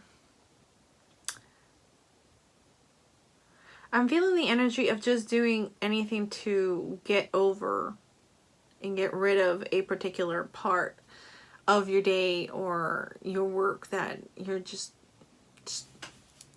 get it on, get it over with sort of energy. There were tasks that you needed to do, but they weren't ones that you particularly enjoyed. So if there are aspects of your job, you might love your job, And you might not want a career change, as it were, but are there things that you can do that can change the things that you hate about your job, that you hate about your day? Is it maybe a change of companies? Do a search, a quiet search of other companies that do the same thing, that have a better environment, a more supportive environment of your talents, of your time, that's not soul sucking. Going into business for yourself. Or for those of you that have just been doing the 9 to 5 and a job that you truly hate, and it's not necessarily a career, just a job that paid the bills. This was just a means to an end. Well then, take the resources and put it into something that will make you happy. A complete change around if it needs be.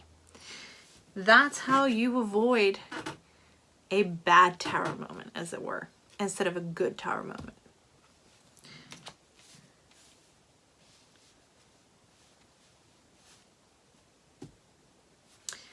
So find out what works for you, what doesn't, what is worth your time, what is worth your energy, what is worth you. Find out what that is and go towards it. That's where happiness lies. That's where you need to head, and that's what this is all about. It's about realizing that you need to take the moment in order to analyze the situation that you're in. Don't shut out those that are your nearest and dearest. Know that success and happiness is coming. Use those moments to really analyze what it is that has been chipping away at you, and let that knowledge empower you. Once you know what it is, empower you, and use your resources in order to redirect yourself in the direction that you truly want to go in. And that's how you're going to find your sun. Okay, let's go with your crystal to round out your reading. We're going to do your crystal and your rune and see what energies you should be working with in order to help you out this month. Okay. And we have 3. We have yellow Aventurine. We have green Aventurine. And we have rose quartz. Now, green and pink are all chakra colors, and yellow is your solar. So this is all about the heart and all about your energy and that spark, that inner spark. So what we're going to do real quick, we're going to do a small clearing and cleansing. Bringing a bright white light. Breathe in and out. Say Heiki. Say Heiki. One more time, say Heiki. Chakra to empower it.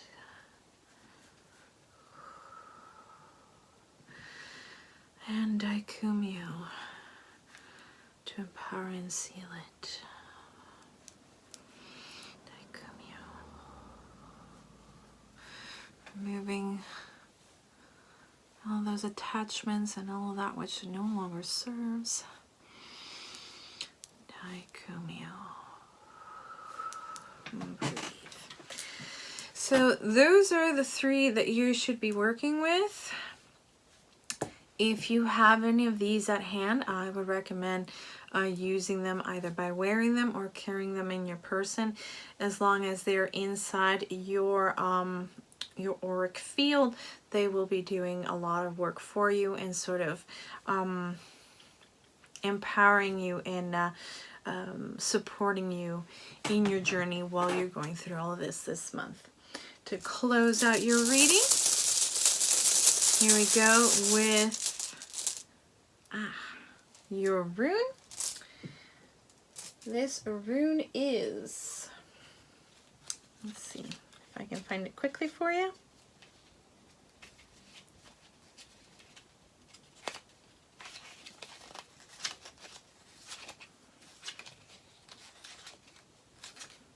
Okay, so it does represent the letter I. It is Isa, meaning ice, frozen in time, concentration, stasis, non-action, psychological blocks, and standstill. So essentially what they're saying here is that by going through this internal turmoil, you have essentially put a block or standstill in your journey, and you have to sort of, you've also sort of frozen and pushed away those that you have loved. And what they're saying is melt that ice, stop the isolation, take the time for yourself, and really seek that harmony and balance by reconnecting with your true self. Because when you find those moments, it is in those moments when you are recharging and grounding that you are going to find that wisdom and clarity that will lead you through to the other side. So I'm going to put this on the Page of Swords.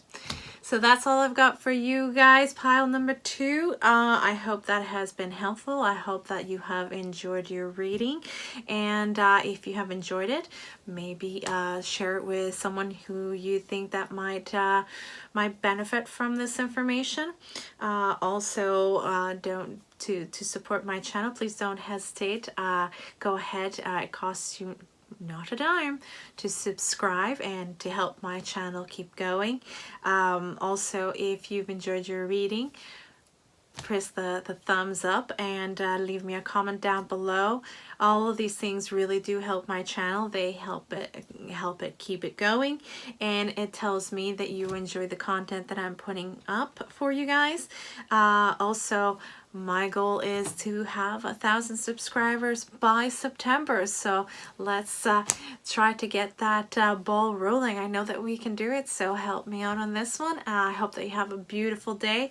I hope you have a beautiful week, month, and I hope that you are always blessed. Blessed be.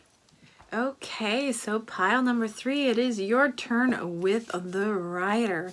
Now the writer states that something new is coming in. A previous situation that might have been stagnant is moving forward again.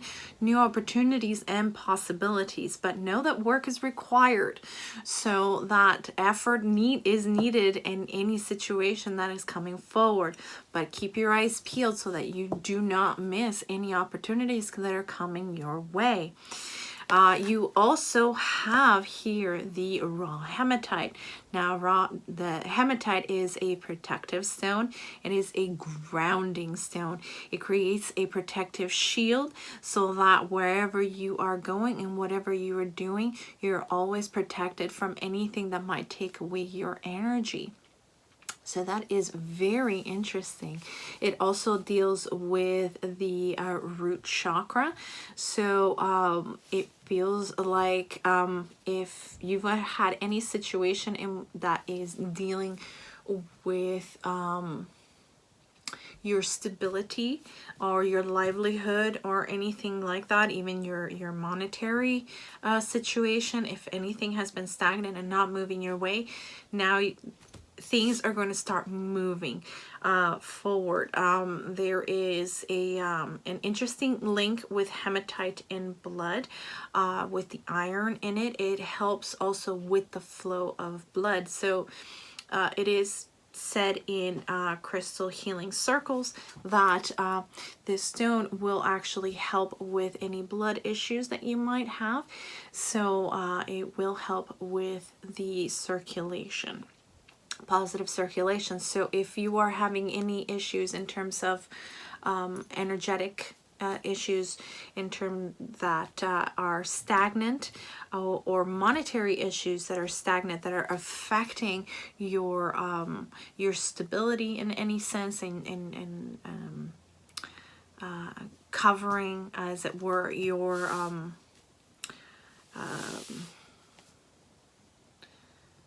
what's the words that I want to use?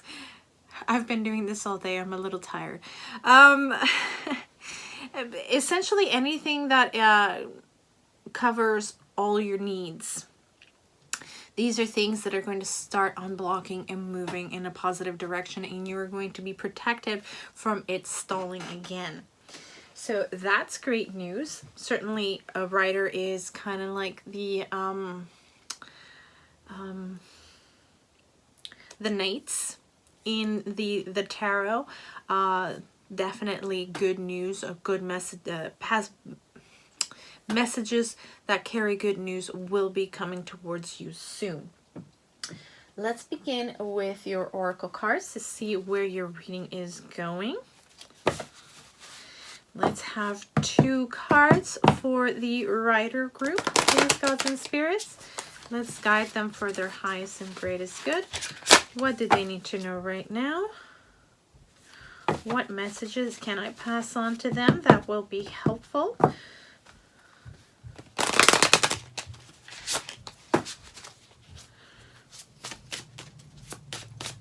Let's have 2 cards, please. Okay, fabulous. 2 cards off the bat.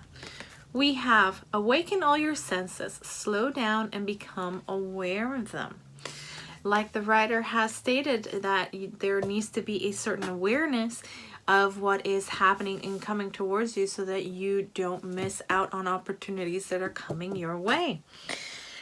Also, you have the light-filled angel is at your side. It watches over you at every dark doorway.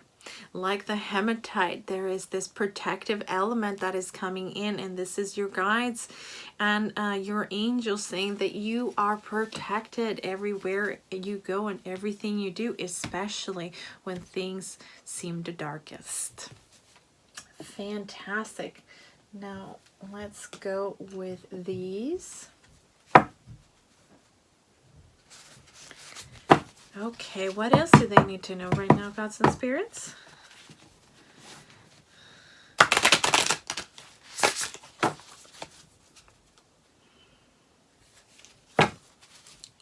What else do they need to know?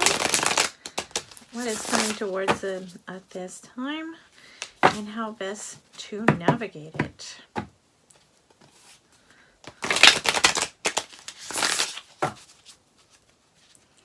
One more.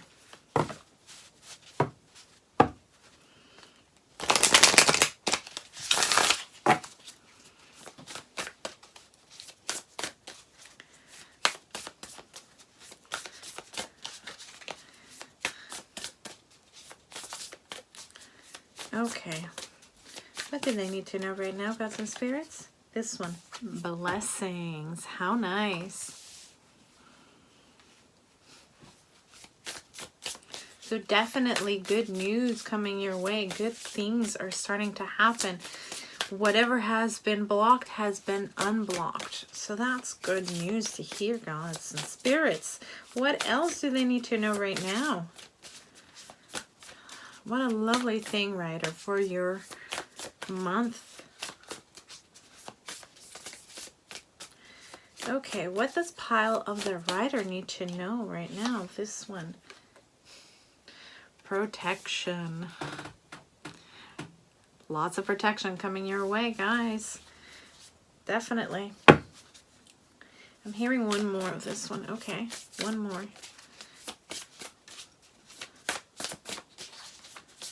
One more then.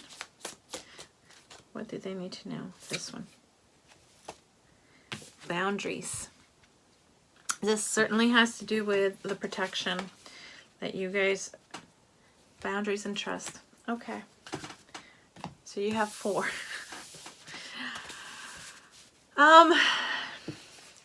What I'm getting from boundaries and trust. Now, There are things that you need to trust and things that you don't need to trust, obviously. With boundaries and protection. You are protected at all times, but you also need to create the boundaries and make it clear to others where your boundaries lie so that everybody is on the same page.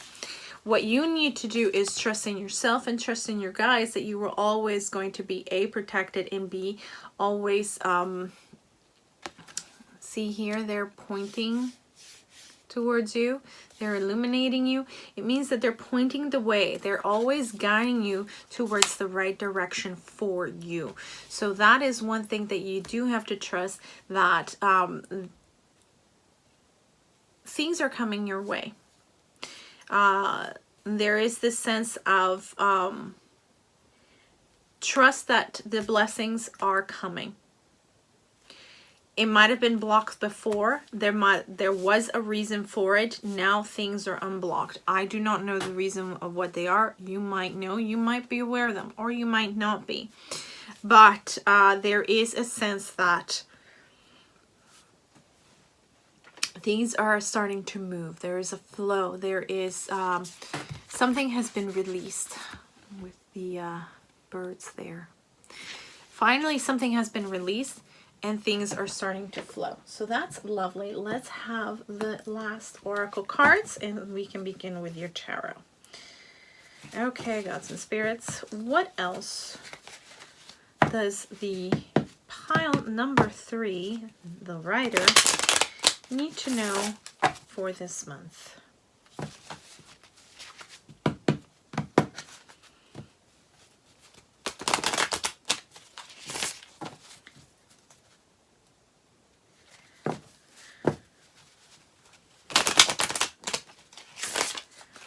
Okay.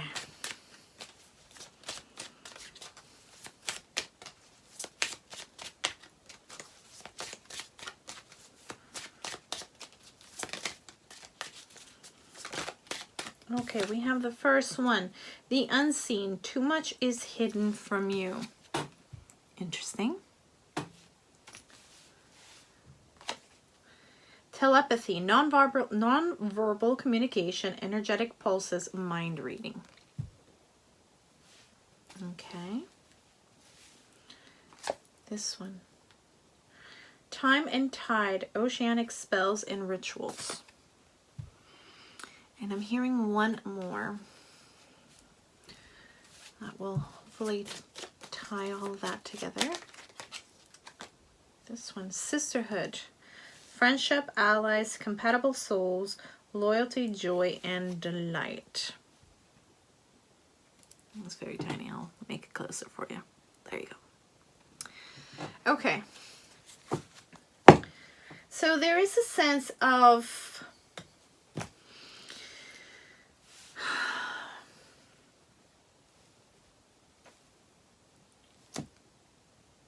there are things that you have not been aware of previously. Those are the things that have been blocking your path and have been slowing you down and keeping you from what it is that you've wanted to create for yourself.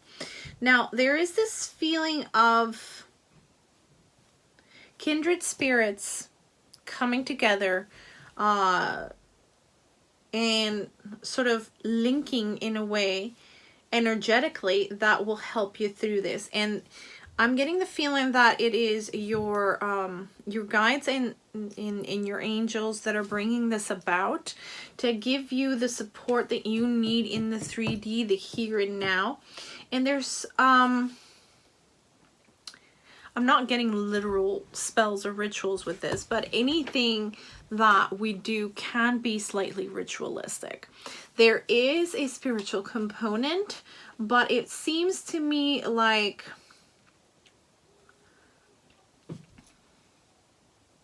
there are going to be practices that you guys are going to be doing that are going to help with this. They're going to protect you from whatever it is that you've been unaware of that has been hindering your progress.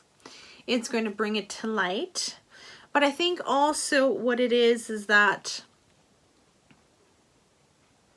there's going to be an illumination that is going to sort of, I'm hearing burn away the dark. Essentially what it is the creation of the boundary, metaphysically speaking, and sort of bringing light to darkness, bringing light into the situation, illuminating this so that you become aware of what it is, and also at the same time it is, by putting the focus on it, all of a sudden it dissipates. I don't exactly know what that means, whether you guys are going to be joining a drumming circle perhaps, or a meditation circle, or a spiritual retreat of some sort, whether it's an actual ritual or spell that you guys are going to be doing. I'm completely and fully open to that, because like I've said before, spell crafting is active. Prayer to me, it is a way of symbolically stating what it is that you want and putting your energy forward in order to manifest what it is that you want to create, or push away that which you do not want. By doing this, you are being empowered, and therefore you are also protecting yourself at the same time. It almost feels like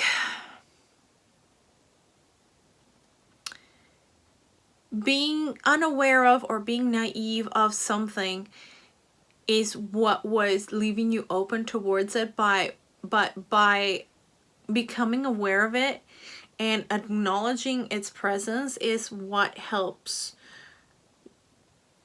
push it away and protect you from it ever really hurting you again. I don't quite know what this is about. I hope you guys do. If you do, please leave me a comment down below. I would really like to know. I am honestly a little baffled by this. They're not giving me concrete examples that I could actually sort of really convey to you what it is. I think it'll be different for everybody. In fact, it most definitely will be different for everybody. But if you know what this is, if you can, if you want to, leave it down in the comments below. I am literally curious as to what this is. Maybe it would be a benefit for this community to know and become aware of something that might be hindering us all without knowing, you know. So that being said, let's get into your tarot and find out a little bit more. Maybe we'll have the answers then. Okay. Gods and spirits. Whoa. They are most definitely ready to talk.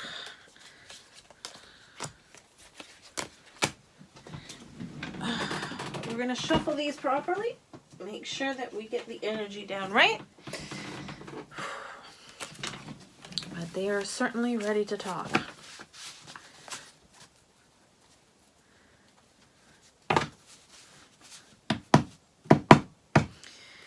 Okay. What else do they need to know, gods and spirits? Sorry, I have one hair that is tickling my face. There we go. Okay, gods and spirits. What else do they need to know right now? One more.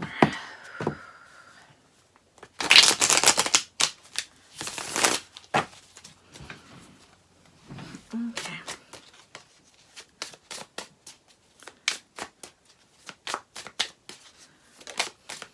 Okay, we've got strength. Excuse me, I'm very dry and parched from so much talking.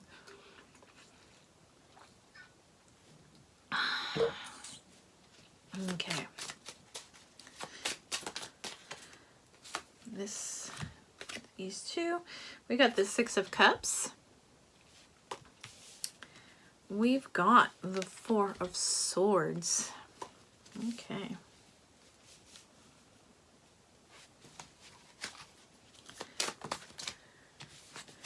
We've got the Chariot,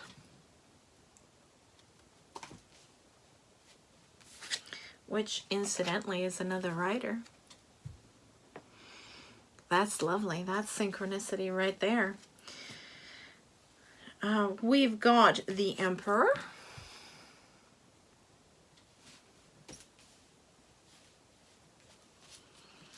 Okay.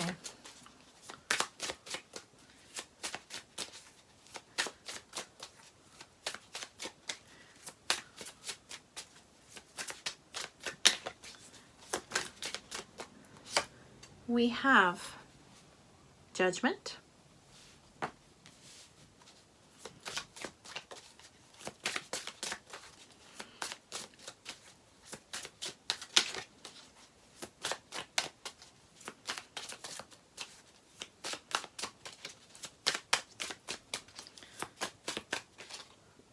Okay. We have the High Priestess.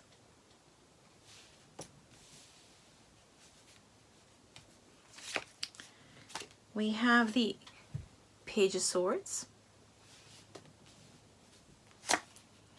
We've got the Empress. Very nice.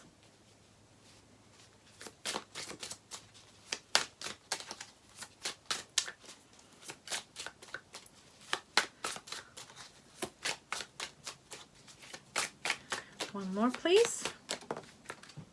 Okay, we've got Death. Let's have an outcome for you.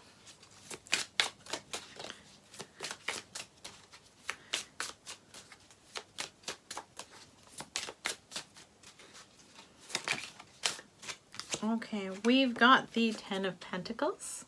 Lovely.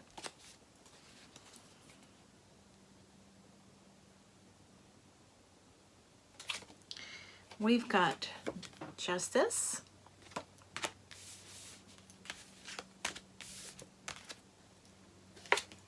We also have the Lovers. We've got the Nine of Swords. And we also got the Seven of Cups. And down below we have the Five of Cups. Okay. Ace at the bottom of the deck. Ace of Wands. Okay.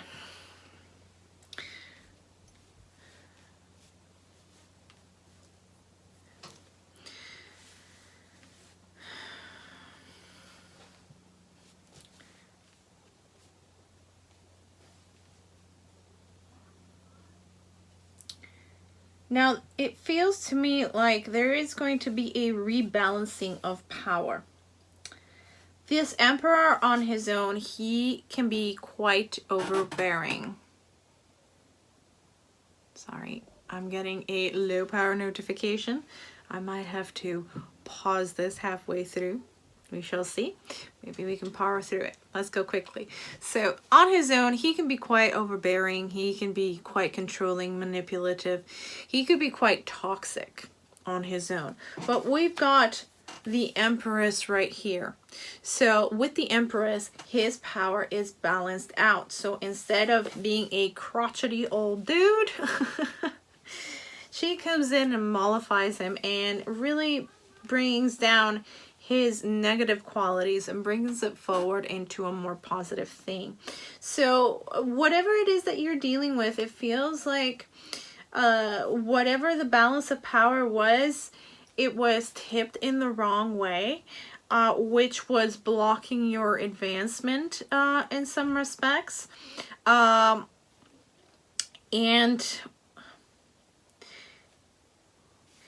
this is coming to be balanced out. With the Death card, this is indicating that this, once it balances out, it's going to allow you the moment in which you're going to be doing those rituals, as it were. In this case, she's meditating, so maybe in meditation it is going to bring in those answers, that clarity that we've been looking for.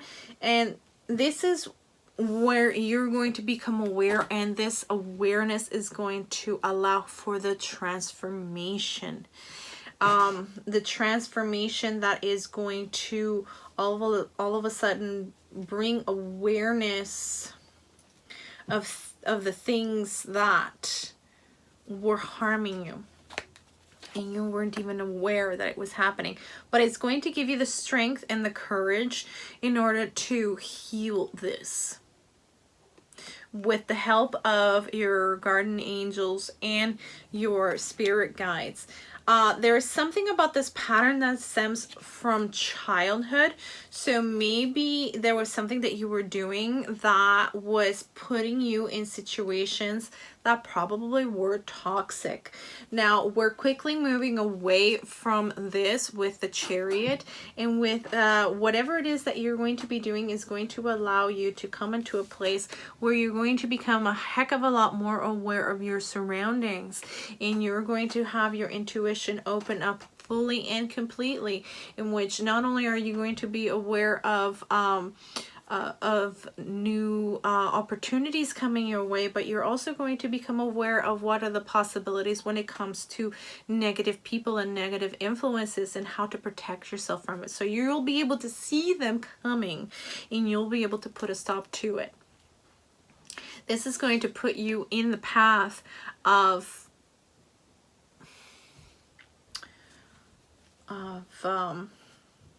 what's that word? Clarity, the right path, the righteous path, the path in which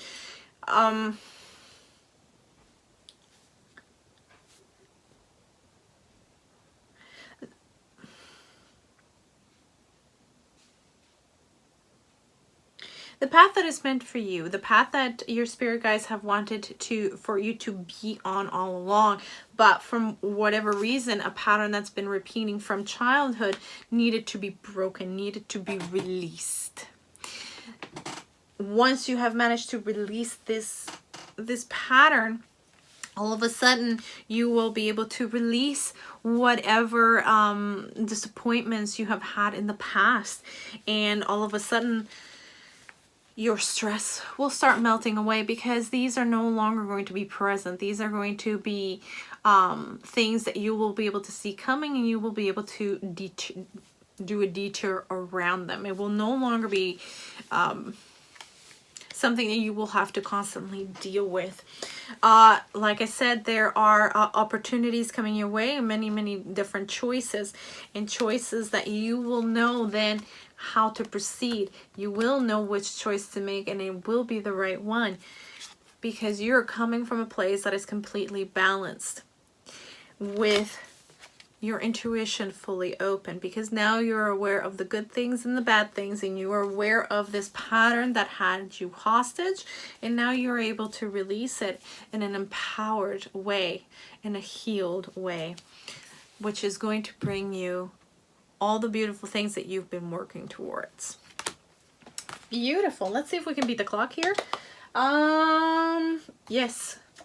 Ace of Wands. Let's not forget, my spirits guides said, don't forget that.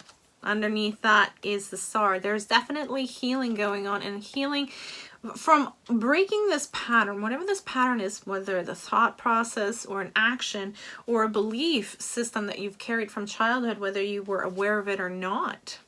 Sometimes we're not aware of them. That is always, most of the time is the case, but is when we sit down and we reevaluate the past, as it were. She is writing and taking notes from the Akashic records. So when we sort of do a review, sometimes that's when it clicks into place, and we sort of acknowledge these things that we weren't aware of that were hindering our progress. Now this is going to be completely unblocked. You are being released from all of this because you have learned that particular lesson that you have come to this world to learn, and it's going to come from a healed place and an empowered place, so much so that you might even become a healer yourself in some respects and pass along this to others, to help others as well. This is certainly a time of a new fresh start, and an emboldened one, and one that is very inspired. And it not only it inspires yourself, but it will inspire others. So there we have that. Let's get a crystal and a rune to round things out. Okay, we have amethyst. What we were saying about working with the crown chakra is already open. What you need to do is work on your third eye to open up that intuition and that understanding and the knowledge that's going to be coming towards you, so that things come to you clearly, so that you are able to have that level of discernment in all of these things and be able to protect yourself in the future as well. So let's do a quick clearing. Say Heiki, channeling bright white light. Say Heiki, empower it with a chakra. Activate and seal it with a Daikumyo, removing everything that no longer serves you. Daikumyo. Beautiful. Okay, your rune. Okay, we have the X rune. Let's see what that means for you today.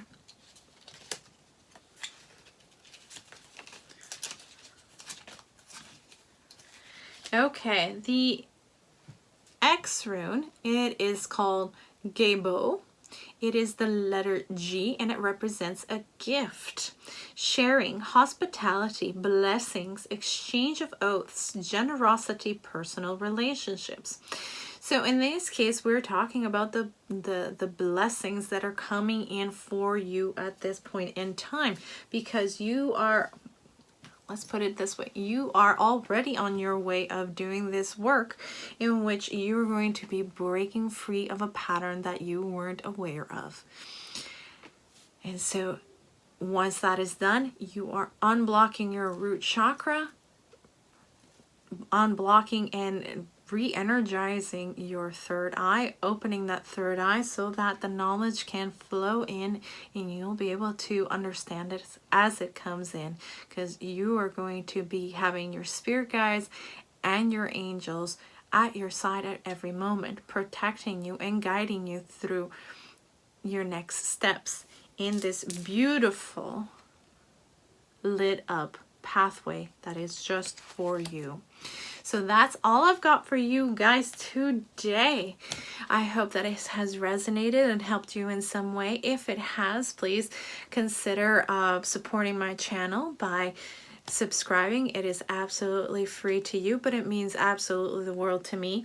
By throwing up that thumbs up, it also lets me know that you are enjoying the content that I'm making for you guys, and that helps me in continuing this work for you guys. Also leave a comment down below and share it if you think that it would be of benefit to someone else as well. I am putting the goal out there that I want to be having 1,000 subscribers by September. I know that's in a month, but I'm pretty confident that we can do it.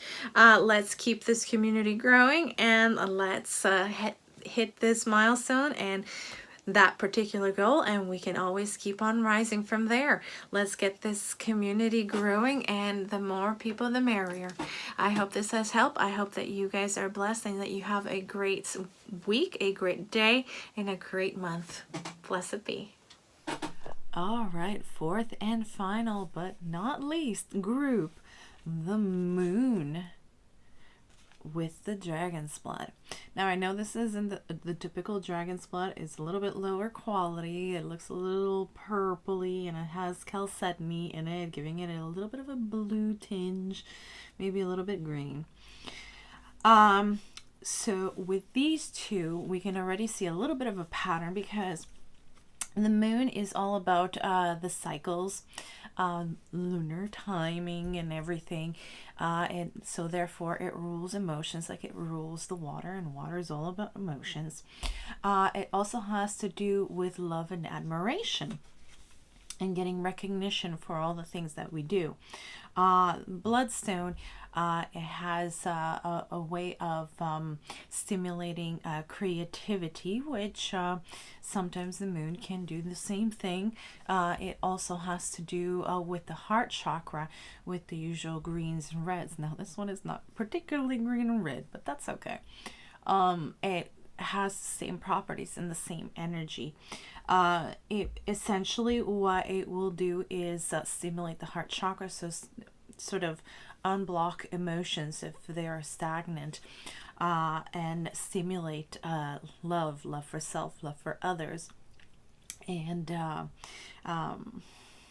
sort of attract money, and essentially attract a lot of positive things, including recognition for hard work.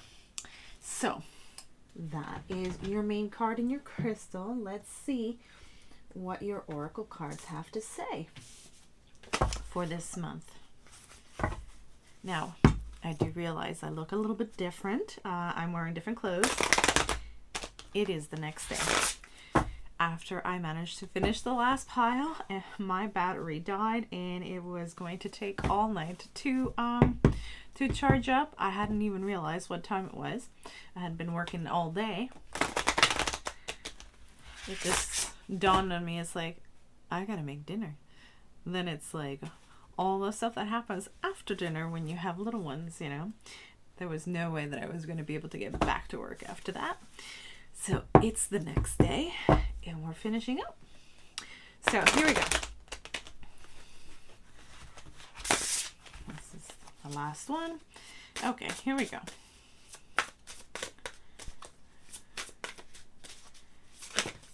Okay, we have the first one. You are unique. Be brave, a little crazy, and be yourself. Now, the first group had this card. So if you are attracted to it, or you are called to do so, I would suggest highly to check pile number 1 with the Sun card. There might be something in there for you as well. But only if you're called for, not just because I said so. Okay, way too many. Way too many. Okay. Hair a little wild. Let's ignore that one. It's that kind of a day. Okay, can we get one more, please?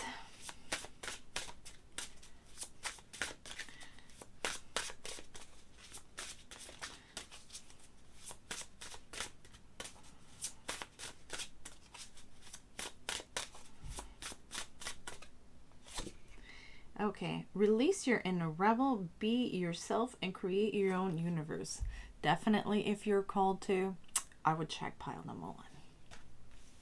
Okay, so we're going to wait for all the other ones to come out before we start engaging in trying to decipher what your cards want to say.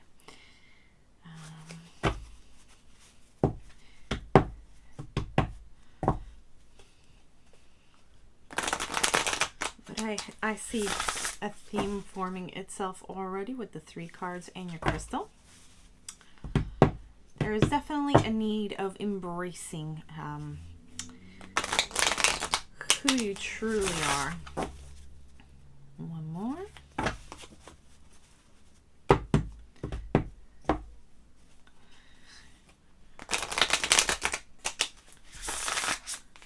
Okay.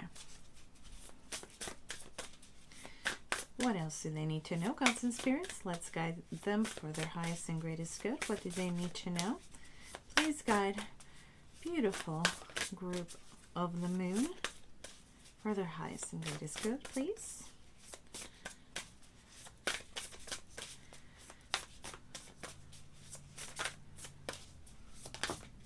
Okay, we have justice. Okay, let's see. One more, please. This one. Okay. Lighten your load. Interesting. Okay. Let's go with the last oracle. Let's see what it has to say.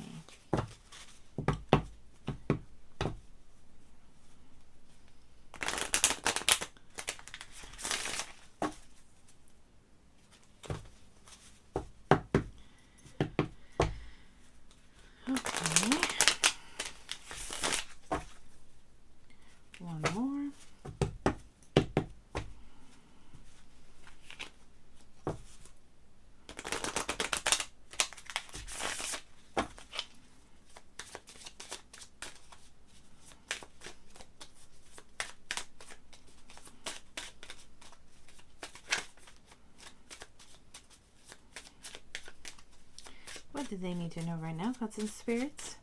Please guide the beautiful collective. There we go. We have experiments, manipulation of nature, forcing change, cruelty in the pursuit of knowledge, arrogance.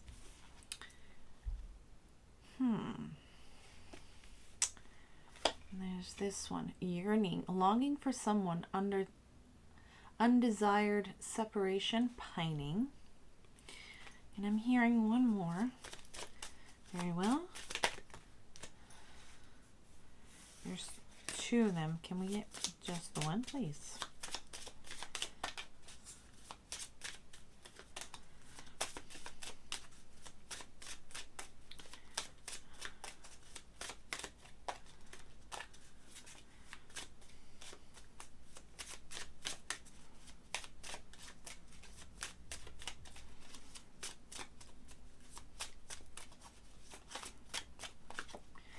Okay, sanctuary, privacy, inviolate personal space, respect boundaries, and taboos. Interesting. Never seen this card before. Okay. I have a good idea of what is going on here. Happens to the best of us at some point in our lives. Some of us is early on when we're teenagers. Some of us a little bit later in our lives.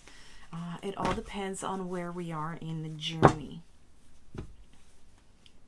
Okay, let's get your tarot and get clarification before we start going through this and unpacking it all. So there is, with the moon, I'm being called to say it right now, there is also an aspect in the Lenormand which has to do with mirrors. Now it is about reflecting certain things of ourselves, and it usually has to do with projections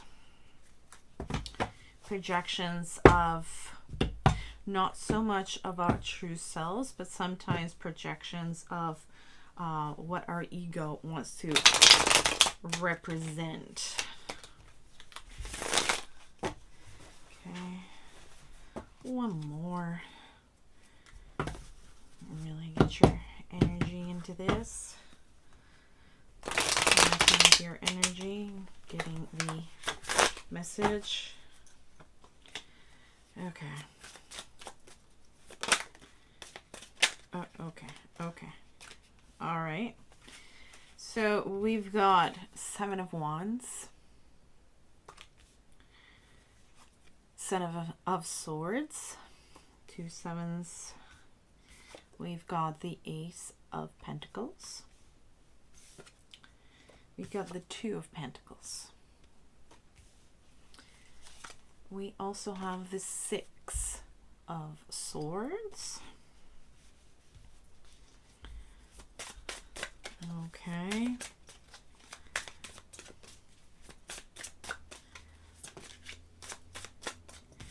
we have the World.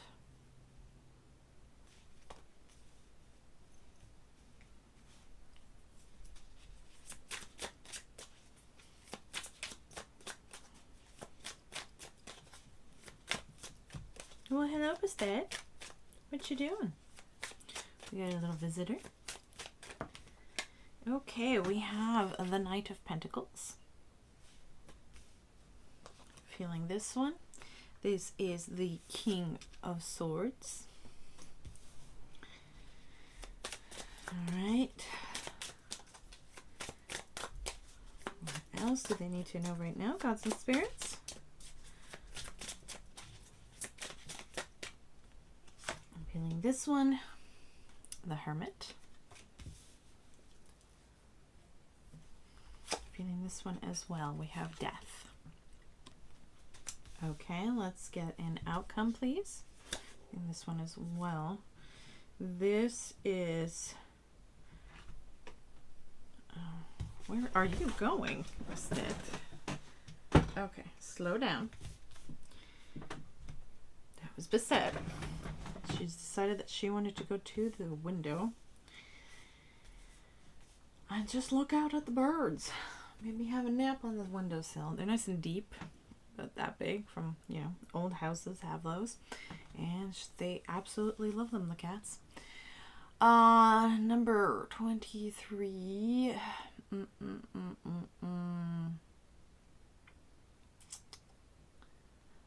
I do believe this is Judgment.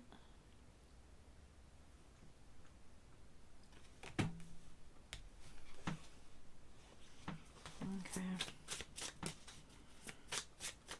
But there it is again, the moon and the reflection.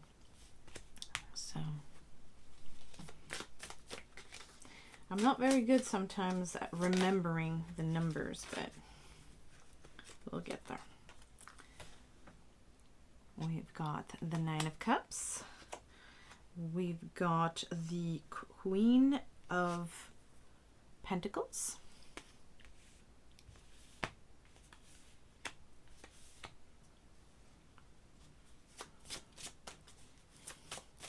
Two more, please. Okay, we have the Seven of Pentacles. One more.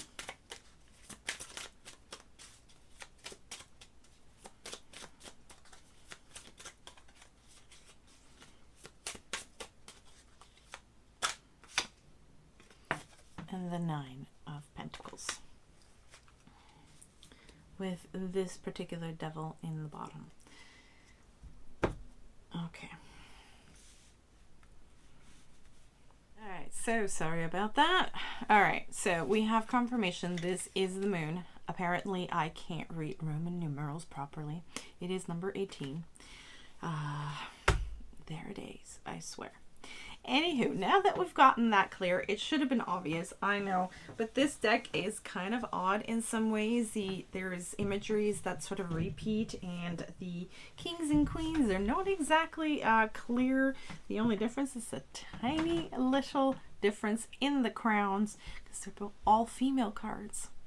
So it's not like there is an obvious demarcation.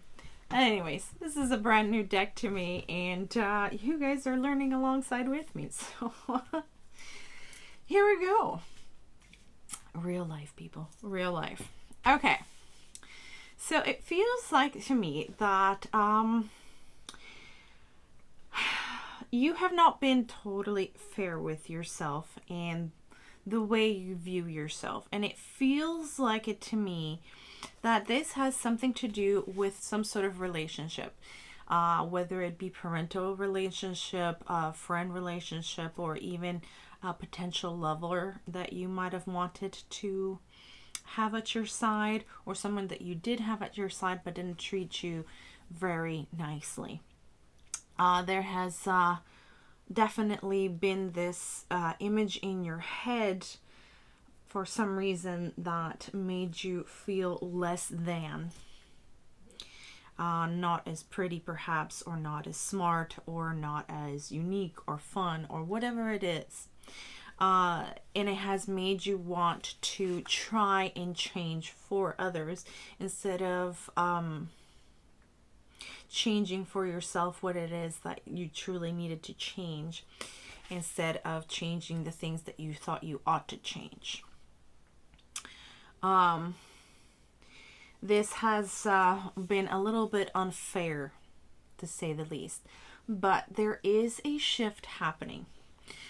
There is something that is allowing you to see yourself properly for the first time. There has been something that has definitely lightened your load. We're talking here probably mental load, because this can weigh so heavily on our mind, on our hearts, on our souls. So it's a very good thing that we have the dragon's blood crystal here. It really is pulling this all together, and it's really going to help me a little bit later on. I will do a small Reiki session to sort of help clear a little bit of what has been lingering and weighing heavily on you, and so that you can go on with the rest of the month feeling a little bit lighter, hopefully, and sort of supported while you're going through this this major change. And why I say major is because you have the death card right here. This is major transformation. This is night and day. Because when we start seeing your reading, and we start seeing that you have probably attempted to either change your looks or change parts of your personality, and things have not turned out quite well, because these were not changes that you needed to make. These were the changes that you thought you ought to make because of whatever was said or pointed out to you by people that weren't really the best to have around you. It has probably made you quite defensive. There has been really a lot of great internal turmoil because of this. But there's, like I said, there is a shift going on, and it probably has happened in that little private space we all carve out for ourselves, in those little spaces that we sort of try to take care of ourselves. And sometimes that's in those quiet moments, that's when we start realizing a lot of things. And we're like, hey, I'm not so bad. I look pretty good. My skin is pretty good for my age. I don't have many scars. I don't have that many wrinkles. You know, I'm doing good, and I'm pretty healthy. And it slowly starts sort of replacing and clicking in. So with the Seven of Swords, you kind of see some of the, as the card suggests, experiments you sort of run in on yourself. Some of the changes that you've tried to do, and sometimes,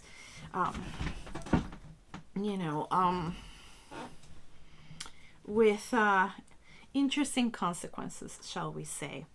In terms of interesting consequences, I can point out to one of them myself, is that I always, when I was much, much younger, I wanted to be an actress. A movie would have been fun, a TV show is fine, but my thing was theater. But there wasn't a lot of theater jobs, and there was a lot more opportunities for film and TV. And so I tried that, and they said, it's not so much your weight, it's your hair color. And they're like, brunettes are just not as desirable. So what do? For many years, I tried being blonde. Oh my word, I tried doing it myself. And boy, did my hair look like flames. Yes, indeed, there was multicolors of reds and oranges and yellows and whites in my hair.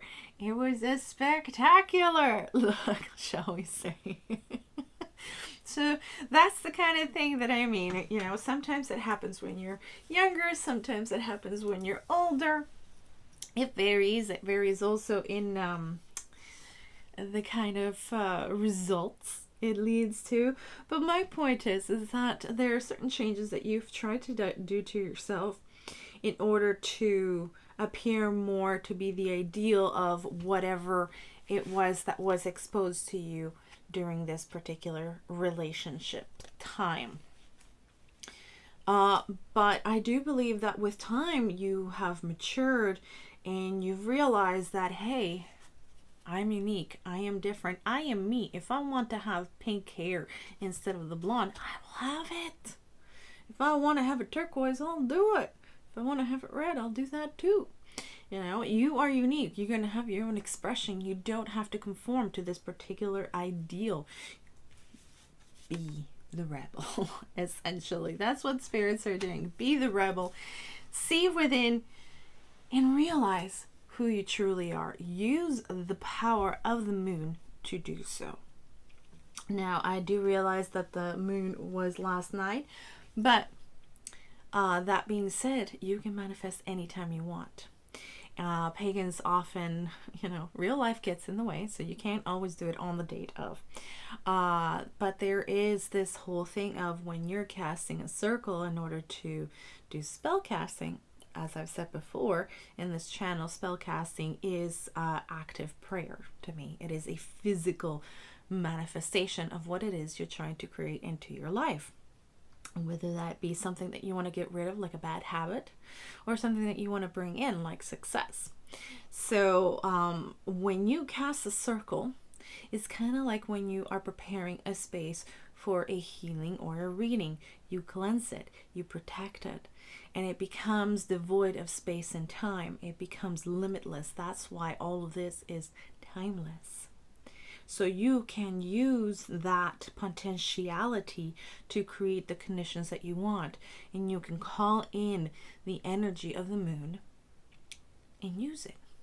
We're not that far off. We've only been a day or two away, depending on when this goes up, about the full moon. There's always the new moon coming in as well. I will be hopefully being able to make that video soon about manifesting with the phases of the moon, so you will understand a little bit more what I'm talking about. But usually manifestation of bringing stuff into your life, pagans will usually use the crescent to the full being even better because it's at its highest, its peak of power. Which will last between 1 day to 2 days before, 1 to 2 days after, in terms of its strength. So try to use as much as possible the energy of the moon. If not, at the very least, sort of call in sacred space that energy in order to really look. Heck, you don't even need the mirror. I mean, the moon. You need the mirror more than anything else to really see that this distortion that you have seen before doesn't really belong there. The moon will reveal the reality and the truth to you, that you are not what you were told you were. You were something else completely. You were unique. You were beautiful in and of itself. Inside and out, whether male or female, not gender specific.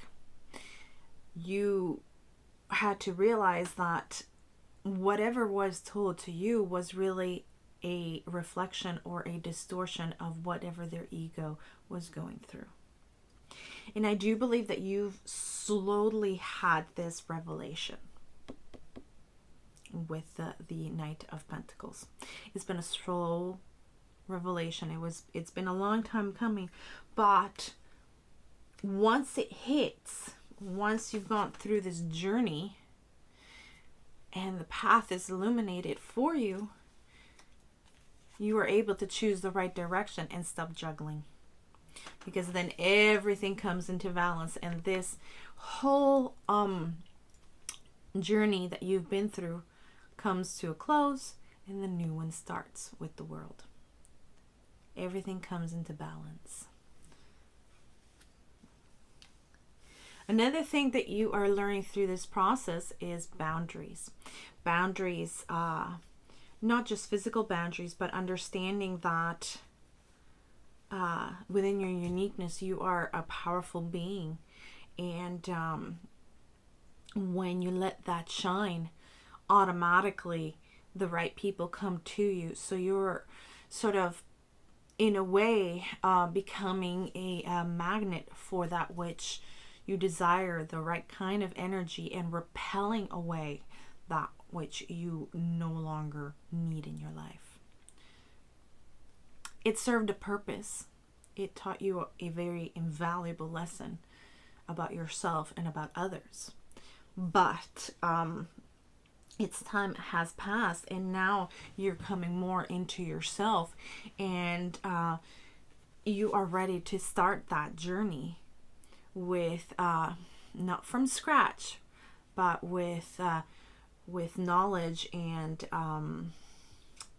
experience up your sleeve. So you have the means to start afresh with the right kind of tools and all the resources at hand.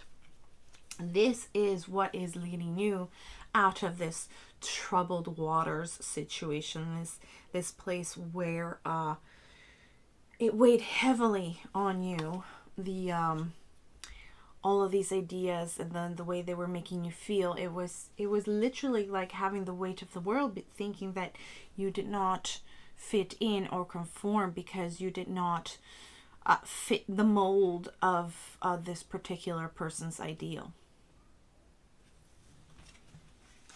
This is a complete and total transformation, and so as such, you have to make sure that you take it easy on yourself as you're going through it, because it is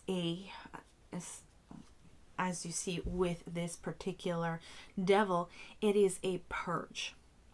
This particular devil, she used to be tied to whatever life was going on in here. But as she is leaving this place, she doesn't have an actual physical tie, but she had symbolic ties that she has been shedding along the way. It is a painful process at times, because it shows that we're going through this. It's like peeling an onion. There are layers, and some attachments or symbolic attachments go deeper than others. And things that we didn't realize could bring up certain memories do. And so they come up to the surface, we deal with them, and we let them go. Under that one, we have the 8 of Swords in reverse. So you are literally liberating yourself from this cycle that you've been on for quite a while, and this stems from a very long time ago, whether this was a childhood friend, a childhood sweetheart, or a parent, or a part of a member of the family, or a friend of the family. The point is that you no longer are in this space. You have been doing the work, even unwittingly. You might not have realized that you were doing the work, but things are starting to shift and change. And there is something in the recent past that has shifted enough for you to notice that you are leaving that space. Like I said, with the moon, you're starting to realize that the fake illumination was giving you a distorted reflection of who you are, and a distorted reflection from your past. But the moon will start shifting all of that and shining brightly onto the truth. You don't actually look like the way you thought you did. It's funny what the brain does, especially when a lot of these things happen when we were young, and we sort of internalize it, and sometimes we don't even realize what has happened, and we carry that for a very long time. But like I said, you've been doing this job, you've been doing beautifully. I mean, to the point where you have taken to, even if you have been on your own, there is this feeling that you have not been lonely. You have started to do that shift. You have started to do that work, and it's starting to pay off. Everything now is within your reach. There is this beautiful energy that is starting to emanate from you, that is starting to attract the right things in your life. Whether that be monetary, friendships, interested parties maybe. You are starting to attract all these beautiful things that you thought that were out of your grasp, but now they are within grasp, and you are actually starting to enjoy them in your life, and realizing that while this is part of my life and my journey, I don't feel bad about it, because it has led me to realize who I am. It is my story. The journey is written in every single path that I have taken, and it has made me who I am today, and it has made me stronger. With the Queen of Pentacles, you are standing strong, you are standing steady, you are stable, and you are thriving. And with the Nine of Cups, your dreams are coming true. So this is a beautiful journey. This is a beautiful shift. And I am so impressed. I don't know who you are, but I want to say congratulations.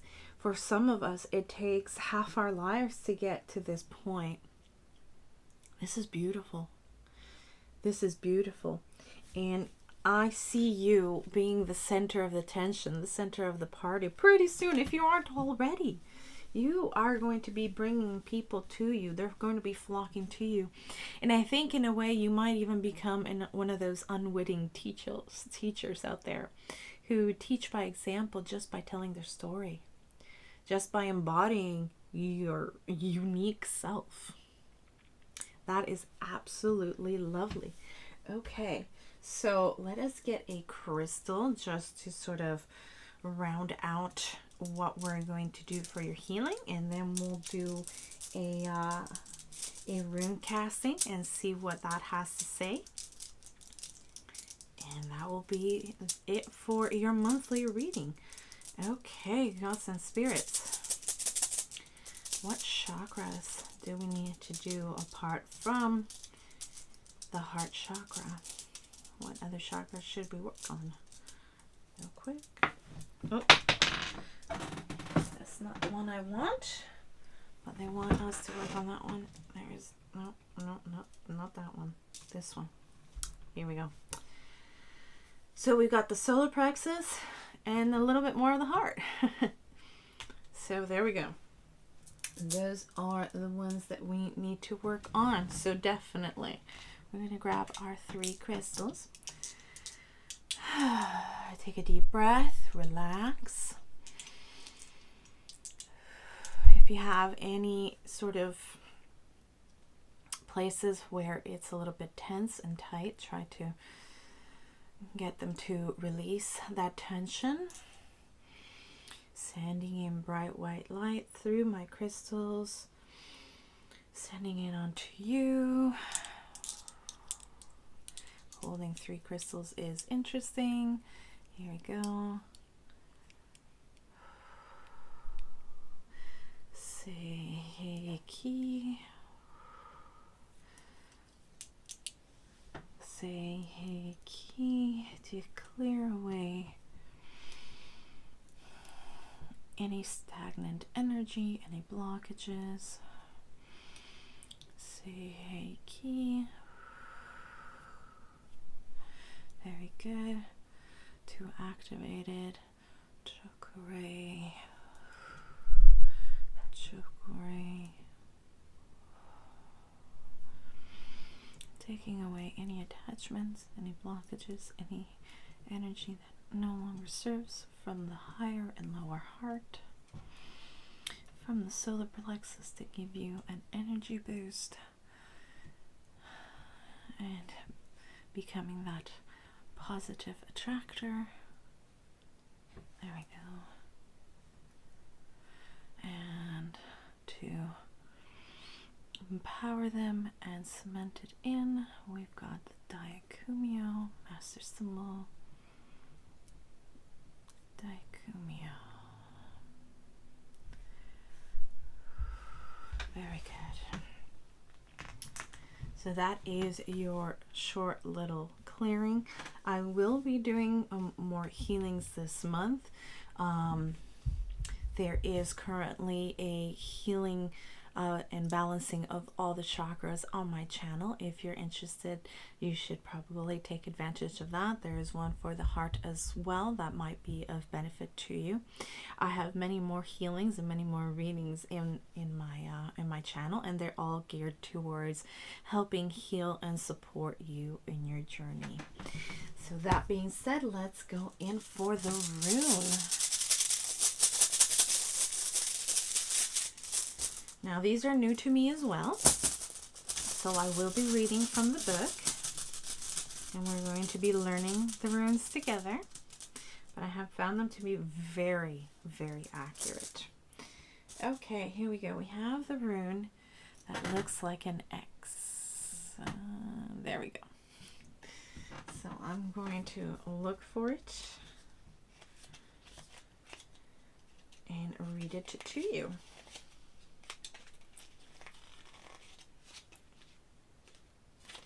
Okay, so now Thuis is the name of this this rune. It is the letter N, and the meaning of it is necessity. The associations are constraint, resistance, need, caution, delays, conflict, and the will to overcome. So this pretty much does a summation, a very positive summation of your reading today. Essentially what it's saying is that this has been a long journey for you, with tons of delays, tons of issues and blips in the road, but you have done the job and you have overcome. That is absolutely beautiful. So I'm going to put this, they want me to put it on the death. I wanted to put it on the King of Swords, but they want me to put it on the death, because this is all about your transformation. It's been a slow transformation, but you have gotten there. You're even starting to see some of the fruits of that labor. So that is absolutely excellent. One thing that I had forgotten to say about the bloodstone is that it gives you the courage and it gives you the strength to do the changes necessary, to do the work in order to attract that which is what you want. And you have done that.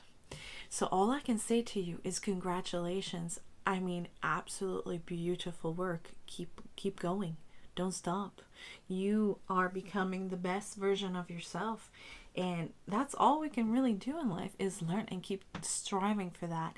But you are already having those fruits of your labor.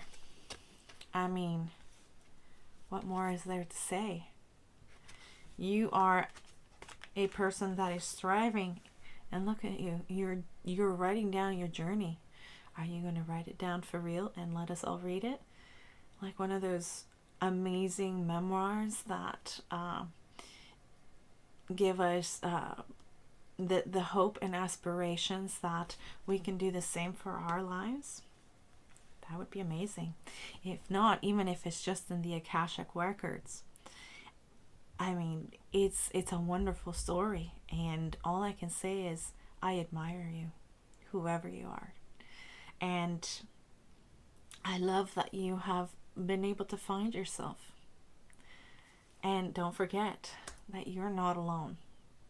Many of us are going through this, have gone through this, and will go through this. We all have that journey to take, because this is all about learning to be human, and all about the human condition, and learning to accept ourselves.